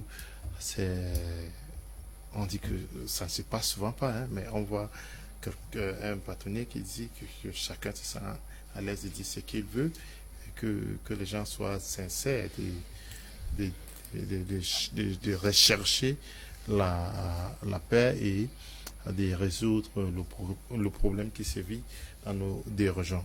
Oui, à l'entendre, nous l'avons dit, 5 années, c'est déjà beaucoup. Et je crois que c'est encore trop. C'est trop. Donc il est temps vivement que la devise du Cameroun essaye de retentir. Paix, travail, patrie. Ça, il est temps que cette devise retentisse dans l'esprit de tout un chacun, que ce soit fait de tous les Camerounais, parce que c'est les Camerounais qu'il est question aujourd'hui. Ce n'est pas des individus de la diaspora qui ne passeront le temps qu'à nous tromper. Ce ne sont pas les ONG, parce que ils ne vivent pas la réalité ambiante que nous vivons aujourd'hui. Lorsque des enfants meurent dans des écoles, nous l'avons vu. Lorsque nos sœurs sont violées et déchiquetées, morcelées comme des petits morceaux de viande, ce ne sont pas les leurs. Donc je crois qu'il faudrait que la devise du Cameroun reprenne surface, que l'esprit de paix à tout prix, je dis bien, et à tous les prix. Oui, mais beaucoup de gens se demandent pourquoi pendant ce temps, si on n'a pas pu utiliser les gens comme ça. Non, on ne se pose pas la question. Ça donne l'impression que les personnes qui ont été utilisées n'étaient pas à leur place. Non. Moi, j'ai vu le cadenas Tumi se battre comme il pouvait. Mais il n'a pas été donné l'opportunité, hein? Oui, on ne lui a peut-être pas donné l'opportunité, mais il s'est rendu compte qu'il pouvait le faire. Moi, j'ai vu, comment on appelle, le président du SDF se battre à chaque fois, pas une fois, pas deux fois. J'ai vu même le président, des leaders de partis d'opposition, j'ai vu le président Cabral Libi aller essayer de résoudre la crise à sa manière, donc apporter sa contribution à la paix, la paix aussi attendue et chère que nous voulons. Donc c'est des actions individuelles. Il ne faudrait pas que parce que l'État du Cameroun ou parce que le chef de l'État a donné une plateforme à un individu que l'on pense que non, c'est lui la clé de miracle. Non, c'est pas la clé de voûte. C'est pas la clé de voûte. Tous les citoyens camerounais ont un rôle à jouer dans l'équilibre ou le retour de la paix dans cette partie du Cameroun. Moi, je l'ai toujours dit. Okay. Je dis bien, tous les Camerounais ont un rôle à jouer. Et lui-même, cet avocat aujourd'hui, pour qu'il réussisse parfaitement sa mission, ça, il faudrait qu'on se le dise. Il faudrait que tous les Camerounais soient derrière eux. Et commencer par les populations du nord-ouest et du sud-ouest. S'ils ne sont pas derrière ces actions, rassurez-vous, tout ce qu'il fera sera voué à l'échec. Tout ce qu'il fera. Moi, j'ai vu le docteur se dire tout à l'heure qu'il serait difficile que les populations exposent leurs propres enfants. Oui, on s'en est rendu compte que parfois les mamans avaient le cœur émietté, aller vers la police ou alors protéger leurs enfants, mais lorsqu'ils faisaient ce qui n'est pas bon. Mais je dis, lorsqu'on essaie de mesurer les dégâts aujourd'hui, on se rend compte que la seule solution, c'est de se retourner vers la justice, c'est de se retourner vers les forces de défense de l'ordre, même si par moment il y en a des brebis galeuses, on en a vu, c'est de faire confiance au gouvernement, c'est de faire confiance aux populations et d'accompagner toute personne qui a une intention positive. Comme ceux qui ont fait ce qu'ils ont fait à Bonamoussa d'hier, ou c'était avant-hier. Oh, c'est dommage. Et là, je pense que c'est un autre débat qu'on aura le temps de spéculer là-dessus. Andrin, Atem, Ebako, we're looking at these guys who have a lot to offer. We can talk about many of them. We have somebody like your father, yes, who came out and was criticized. He's the vice president of the regional council, regional assembly for the Southwest region, was criticized by his president for coming out to tell the world that what we were promised in the special status is not what we are receiving. But we have persons like Tumfo Barrister Nico Halle, we have the likes of Senator Mbila Mukichas who are speaking out. Why have they been neglected all this while? Is it also because the government thought that they could do it their way, and then the separatists themselves are looking to the international community? Well, Mr. Leo, let me take this question from a different approach. Okay. You see, when a democracy does not give the people right to their own economy and does not give the people right to their own currency, that democracy proves that it favors but one side. We are talking here of Cameroon, where we are in a civil conflict in a two region. And we have parties which are involved in this process and all of this this a crisis that has hit the nation, including the pandemic. We do not only have the armed separatist fighters, we do not only have the masses which are called the population, we do not only have the government, but we also have the presence of the Western nation, which is France in Cameroon, which no one can deny. Now, when you find the people who are dancing a dance that makes a mockery of their own mother, it's another sign that there is something which is wrong somewhere. To see Cameroonians who are dancing a dance which has become a mockery to their own nation, it tells you that something here is wrong. Now, let me try to highlight something here when we talk about the military respecting the population and protecting the population, and the population respecting the military. You see, a military can only respect a population that is united. It's impossible for a military to respect a population that is divided. And this is where the major challenges that have been always insisting on until we come to understand that this armed conflict, it's the common man that has the problem here. All the parties, the three parties which I'm going to name, all of them have their interest in this armed conflict, and they will need that population to achieve their objectives. You have the armed separatist fighters who are one party. You have the government, which is another party, and each of these parties got their own interest. And then you also have the presence of our former colony, a colonialist, which is another party which also has an interest in this war. Now, if you look at all of these three parties, their main objective in achieving their goal is at the expense and the detriment of the population, which means here that the population is almost like they are going to take a decision whether they want to become a collateral damage, or they are going to take a decision to man up themselves and decide a future and a better way for themselves. So here stands where we are, Mr. Liu, that it is hard to understand whereby you are in a nation where the policies, the regulations, the constitution is a one which makes its own citizens to run out of their own nation. It's a one that makes its own citizens to go into how will I call them, internally displaced people and refugees in other nations. What is the problem whereby we have intelligent human beings in areas of leadership, decision making, well-educated people? What is wrong that they cannot manage a nation which is giving to them, bring peace and develop the lives of the people? What here is the challenge? So to me, I will keep saying that, Mr. Liu, that Cameroonians will have to understand what is really happening here. And until we begin to learn to understand what is truly happening in Cameroon and in many other African countries, that is looking beyond the box of just the scope of Northwest and Southwest.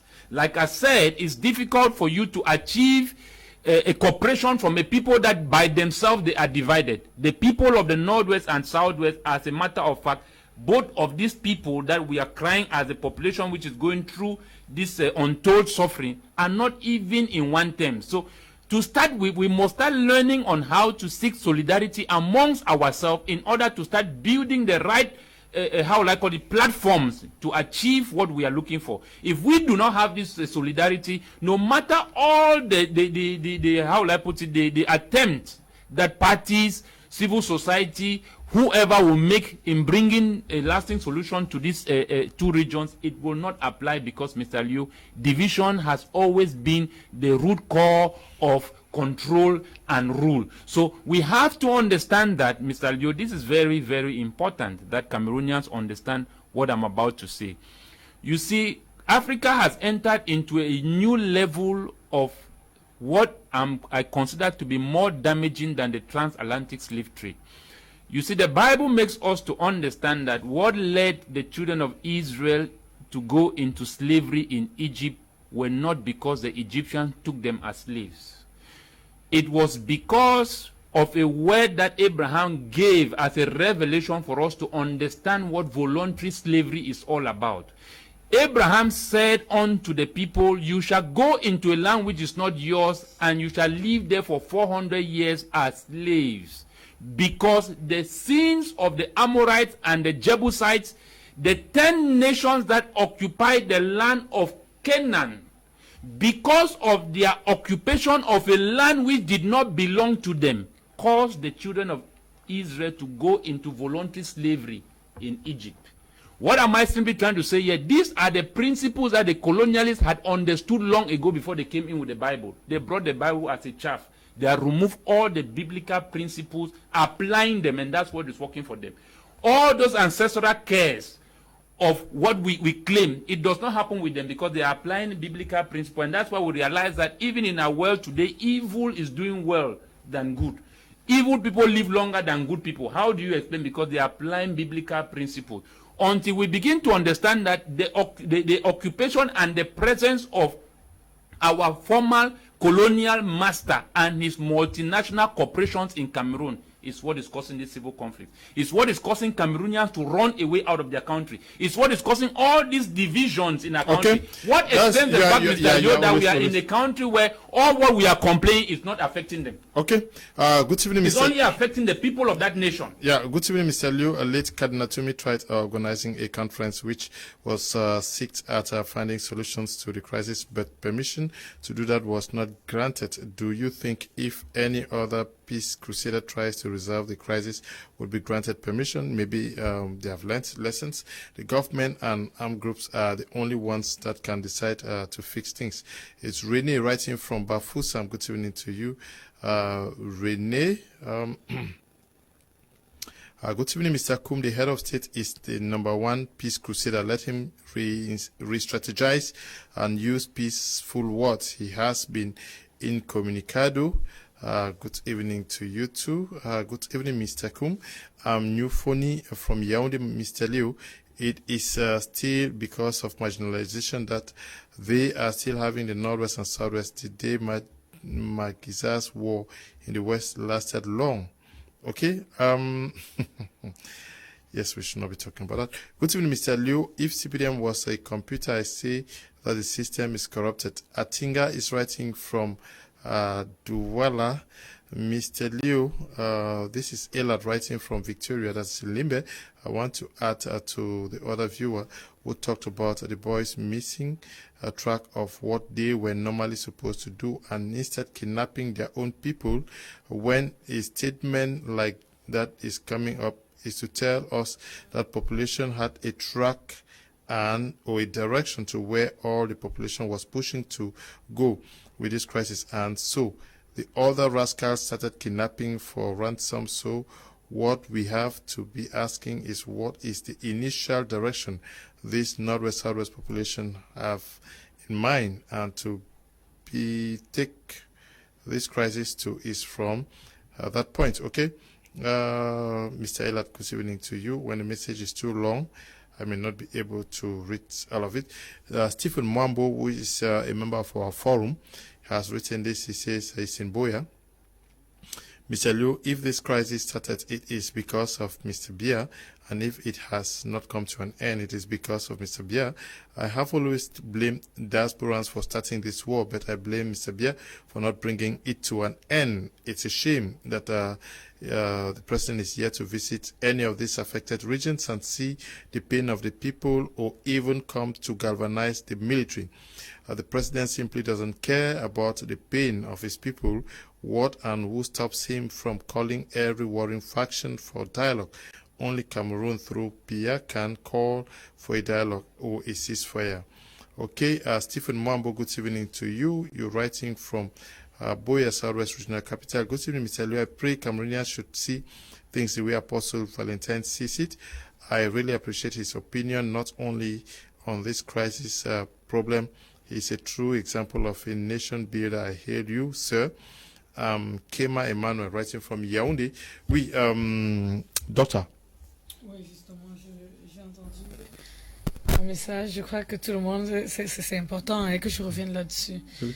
J'insiste encore sur la durée jusqu'aujourd'hui, 5 années. Et lorsqu'on veut essayer d'établir, de dénombrer les dégâts, je vous dis c'est énorme. Oui. Pour qu'un citoyen doué de sens aujourd'hui vienne vous dire cette crise, elle a commencé parce que c'est le chef, en fait, si je veux prendre ces mots, c'est M. Biya, et elle persiste parce que c'est M. Biya. Non.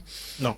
Pourquoi est-ce que le président n'est pas descendu? Il blâme les gens de la diaspora d'avoir commencé, mais qu'est-ce qui empêche le président de descendre? Oui, mais il ne faudrait pas qu'on se focalise sur des détails.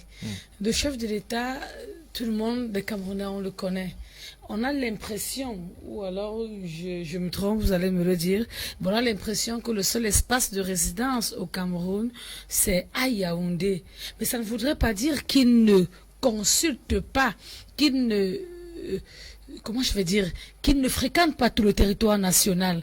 Vraiment, à un moment, acceptons le système de fonctionnement d'un individu. On a un chef de l'État qui est construit dans une division sociale du travail.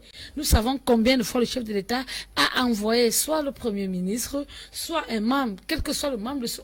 On ne peut pas dénombrer le nombre de membres du gouvernement qui ont été envoyés pour des questions liées à la crise anglophone. Je peux comprendre que pour tout enfant, à un moment, on a bien envie de voir le père. Ça, je peux comprendre. Mais lorsque nous savons que notre père fonctionne comme ça, je crois qu'il est de bon temps qu'on fasse avec et qu'on trouve ensemble les meilleures solutions. Si on se met à spéculer sur « il n'est pas venu », je vous assure qu'il y a des régions où j'ai bien peur qu'il ne soit, pour ne pas dire ne soit jamais passé, ou alors soit passé qu'une seule fois. Mais ça ne voudrait pas dire qu'il ne gère pas les problèmes de ces différentes régions-là. Donc on essaye d'arrêter, moi ce sont des faux fuyants, qu'on arrête ces éléments-là et qu'on se mette, n'est-ce pas, de manière solidaire derrière toutes les personnes qui, de bonne foi et avec sincérité, veulent résoudre cette crise anglophone et qu'on arrête les faux débats. Il faut qu'on arrête le faux débat. Ouais. Mr. Liu, thanks so much for the many programs initiated on My Media Prime TV. Thanks also to Apostle Ambe, who has taken the lion nature. His father, Bishop David Oyedepo, in speaking truth to power. This is Pastor Promise, writing from Boya. He is a pastor with Winners Chapel International. Also extend my greetings to Madam Pastor. Good evening, Mr. Liu. Only France can ask Biya to stop this war. Christopher is writing from Bamenda. We move over to China to get to Dr. Tata Emmanuel. Dr. Tata Emmanuel, why do you think peace crusaders like yourselves and the likes of Tumfo Barrister Nico Halle have been despised all these years? Yes, thank you, Brother Joe. Like we've all been saying in the studio there, politics or politicians have hijacked the peace that we were enjoying in Cameroon. You see, you would find politicians talking left and right about very trivial things like talking about the fighters in the bush and all that. All those things are very trivial things. The politicians are, I can say, in my opinion, are part of the problem. They are the ones actually fueling the war, because if you listen to the language, the blame game, they are supposed to be the ones who are supposed to take responsibility and see that there is peace or peace comes back. But every now and then they're blaming each other. So I think that, you see, the civil society, Peace Crusaders should be given that opportunity, that possibility to be able to liaise, to be able to create some sanity, especially in the way in which there is communication between the state institutions or the government itself and, of course, the people. Because guess what? The economic consequences that will result from this conflict may even be worse than the war itself that we're talking about right now. I'm most often than not, I listen to government communication persons or politicians keep on blaming people on Facebook or social media. I mean, it is important that we get to realize that the government of Cameroon is not on Facebook. It is not Facebook that is leading Cameroon. Cameroonians did not vote for people on Facebook. The question we should be asking ourselves is, what are these persons on Facebook telling our people that we are not telling them the better things? Are these persons telling our people some truth that we are depriving from our people? That is, we should take that responsibility. That if our people's attention is too focused on those on Facebook, which we did not vote for, what that means is the people on Facebook are definitely telling the people, our people, something that we are not telling them. So you see, Barrister Tumfor is not the first person coming up to actually make himself available. Listen to what, remember what Barrister Bala spoke about. Barrister Bala had warned the government that please listen to the Anglophones, because there will be a time that you're going to come and say federalism, and the people will say we don't want it anymore. But what happened? They didn't take him seriously. Now listen, remember what Honorable Wiba in the House of Parliament said, that if you do not pay attention to the pain and the suffering of the Anglophones, you would not recognize Cameroon in a few months or a few years. What happened? Nothing was done. So you begin to ask yourself, can a solution actually come from Cameroon? Yes, a solution can actually come from Cameroon, because we believe that there is still that possibility. After we've learned, it's assumed that all these experiences, people have learned, lives have been lost, and it's not over yet. It is time that the government should begin to give a listening ear. The tone of talking, the context of talking should begin to express itself to show that willingness. That, because to be honest, I'm not saying the government is not showing willingness, but it's not willing, but I'm saying that the government is not showing that willingness. Let it be made clear to the people that the government is actually willing. How can the government do that? Of course, you create the environment. Why not announce some form of amnesty so that Cameroonians who are elsewhere can come and have a seat and talk about the problems that's facing Cameroonians? Why not release those who were those persons that were released were arrested in the context of the conflict? Why not show something so that the way forward, which is looking for searching. Somebody indicated there that Southwest and Northwest elites or Southwest and Northwest are not together. They are together. All that they need is leadership, because there are no leaders. If they were leaders, these leaders, the function, the role of those leaders will be to actually make sure that these people blend together so that they can have one voice with which they can actually speak and find lasting solution to the challenge that is facing Cameroon today.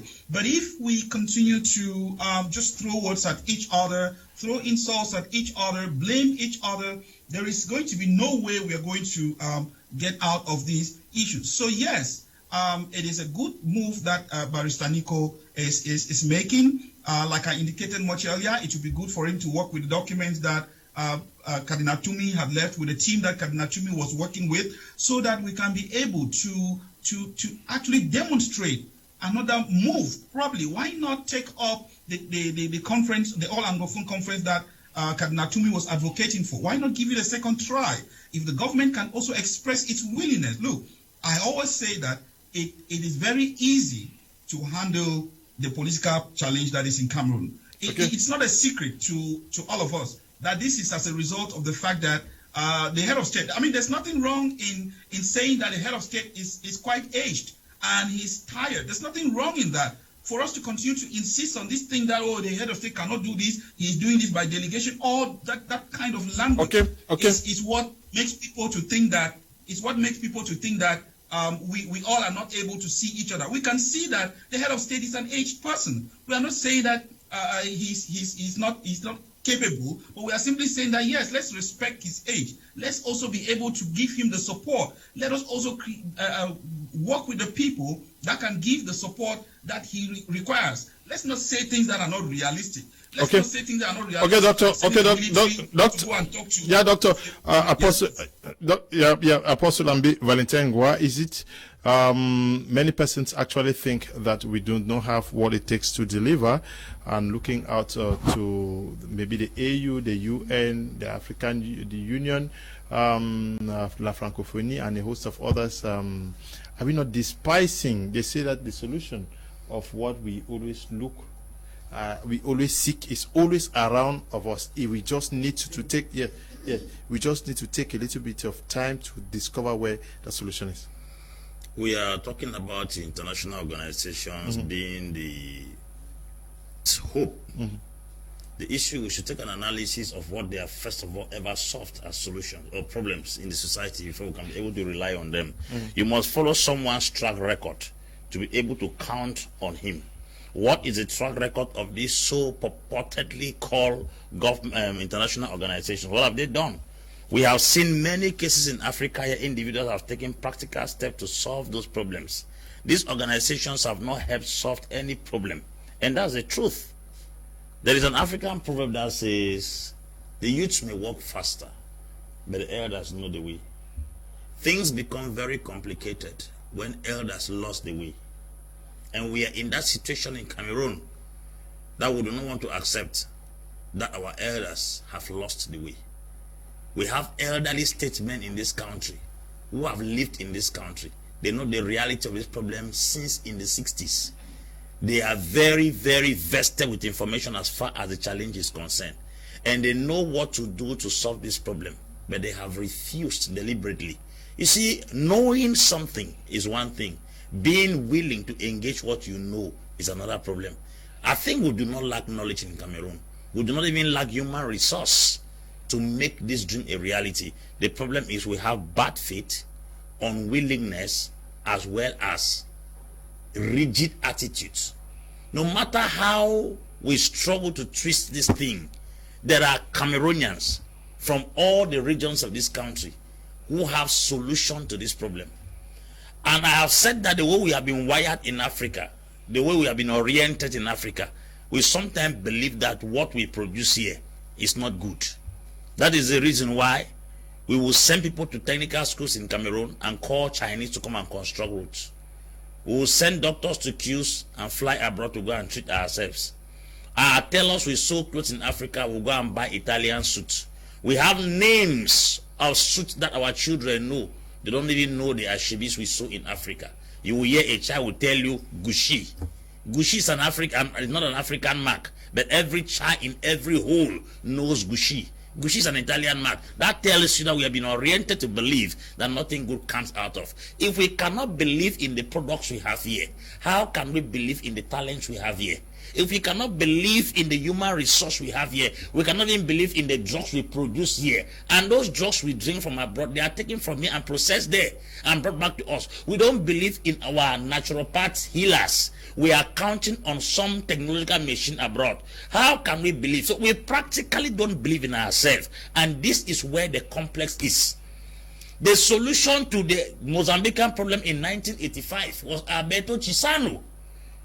There was UN existing, Francophonie existing, AU existing, Commonwealth existing, and there was a crisis of rebels fighting in Mozambique, in Maputo. It was Alberto Chisano who used his own initiative to solve that problem. Where was all these organizations? Where were they? The truth is that we have a problem with our wiring. We have a problem with our wiring. How do you explain that Zimbabweans will see a peace broker in Nico Halle and Cameroonians cannot see a peace broker in him? How do you explain that bodies in the world will call Bala to come and discuss on peace issues and Cameroonians don't see that? How do you explain that our professors live here to go and lecture in universities in other countries on peace and conflict management? It means other countries see the relevance of those professors and we do not see them. We have them just to teach in our university and we don't have them to solve practical problems. A professor is not a lecturer. A professor is a solution provider. I think we should change the perspective of who is a professor in Cameroon.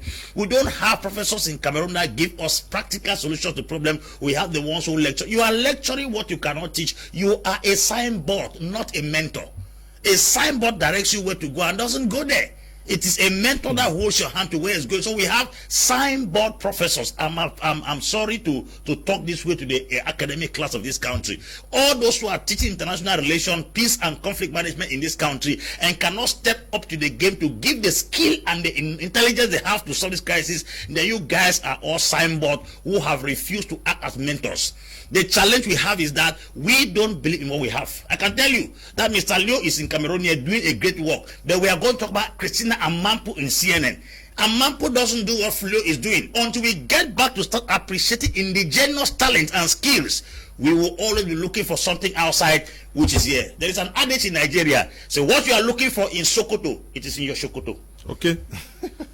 Yes, but the Peace Crusaders themselves and the conflict experts, do you think this is also the time for them to come together, and why not come out openly to tell the government and the separatists that we are ready? Why look for what is already available at home? Absolutely. I was going to talk about institutionalized conflict, not ethnic conflict. Because when we disagree in an institutionalized manner, maybe through civil society organizations, through associations.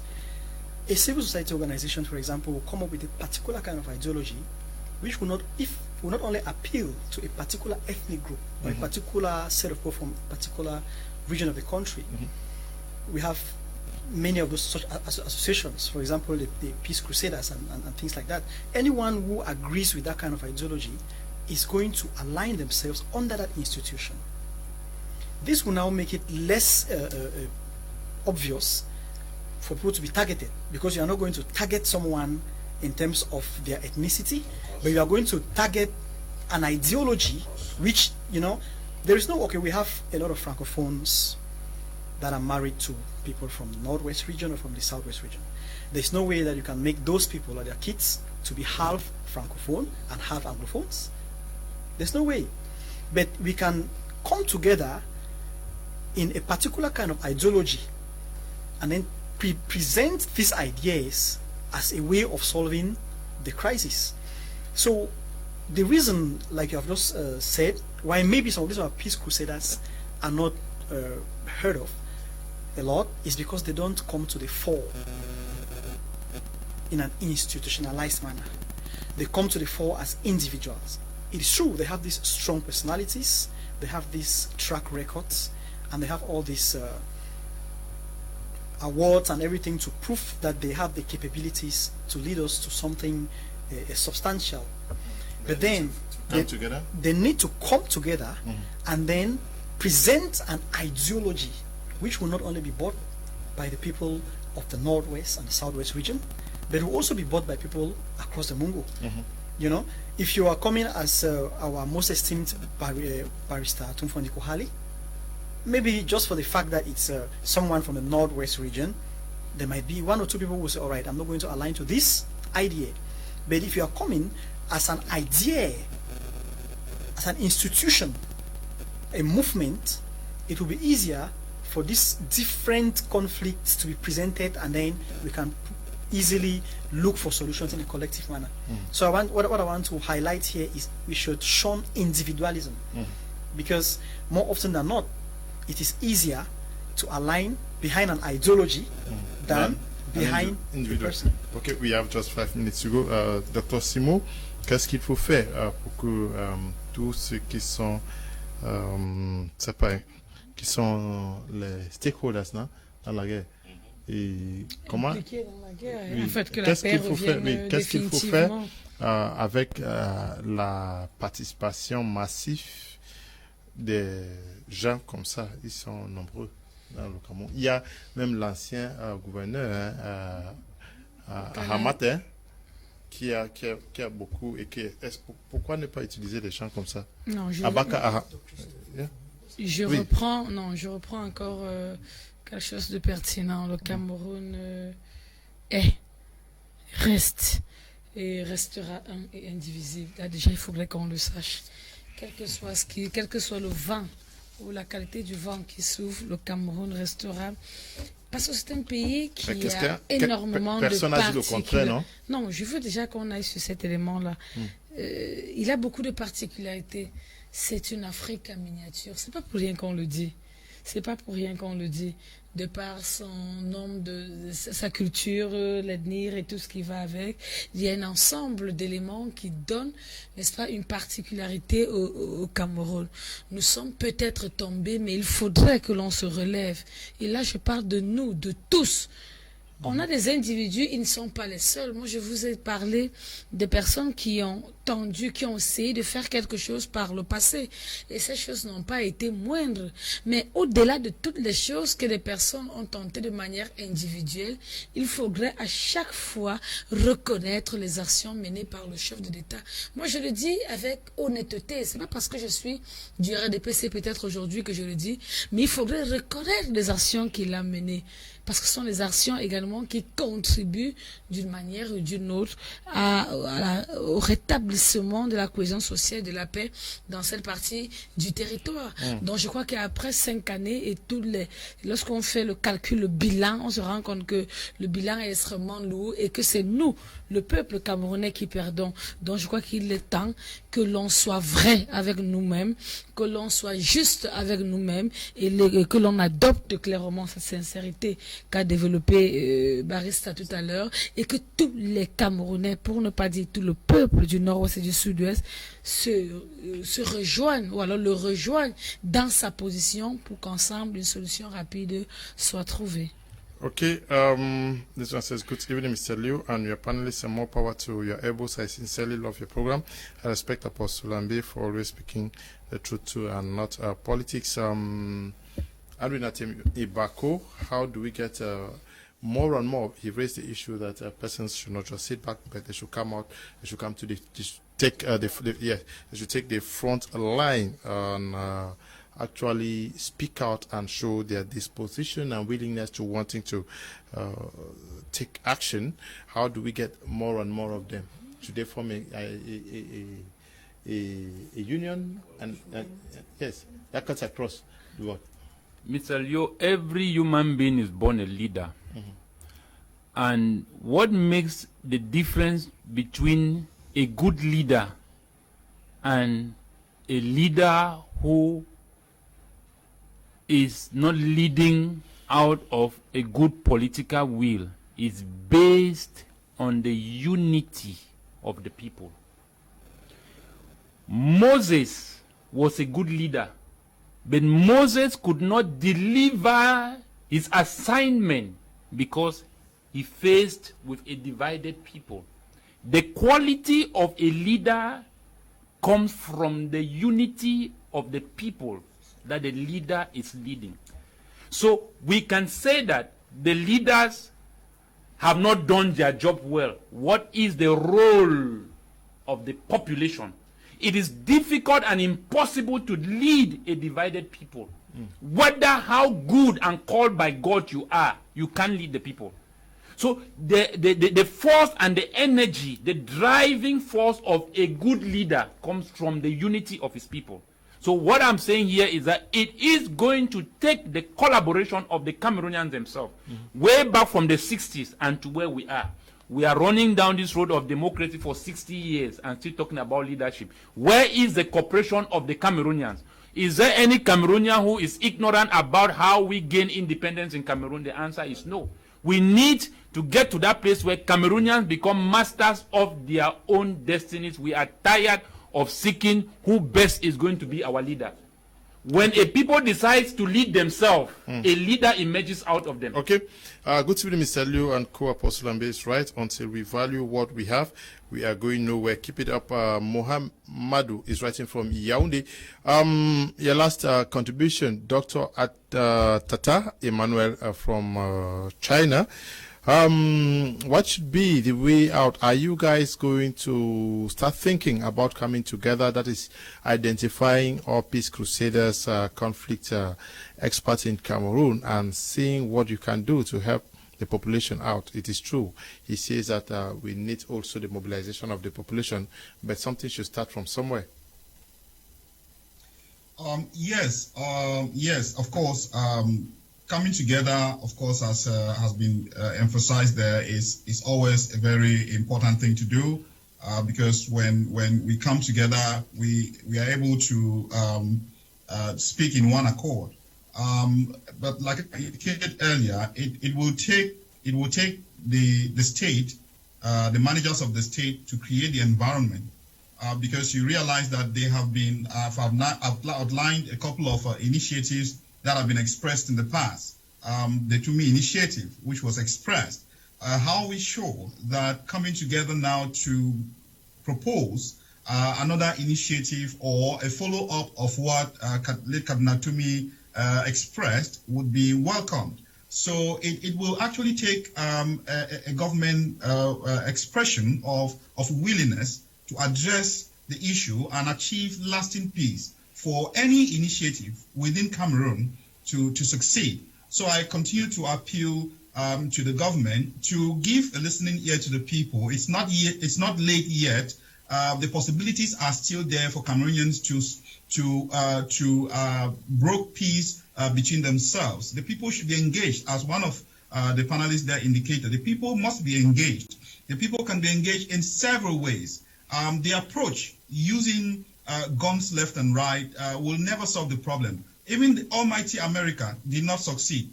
Cameroon is it's a poor country. Cameroon cannot be able to win the war against its own people.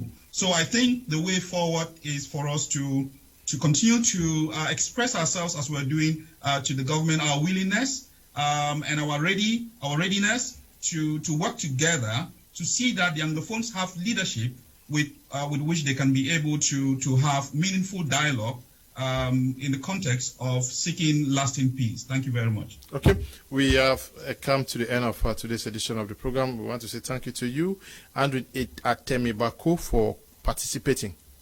Very much, Kum Leonard, and all the viewers of my media prime. Thank you. And also to you, Kudi, Ihims, taking part on this program for the very first time.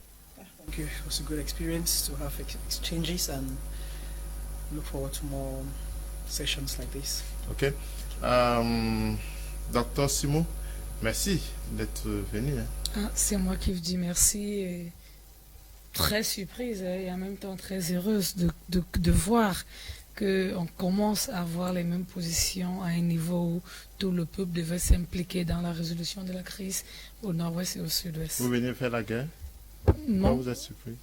Non, je suis très contente qu'on commence par comprendre. Parce que partout où j'allais et que je disais, les populations ont un rôle à jouer, personne ne voyait. Maintenant, on se rend compte qu'également, ils ont un rôle à jouer. Apostle Valentine, thank you for coming. Thank you, Celio. Thank you, Cameroonians. Always a joy to be here. Dr. Simo says she's surprised. Huh? Dr. Simo says she's surprised.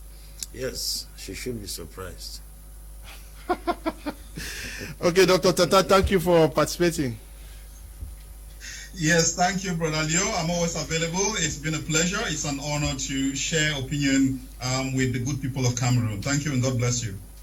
We want to thank the production team, Eli, Desmond, and those at the broadcasting, and equally to you, Tabitha Tambe Bryant, and to all of you who took time off to watch the program, especially to those of you who sent text messages to exchange with us what you think about the topic for tonight. Stay blessed. Bye-bye.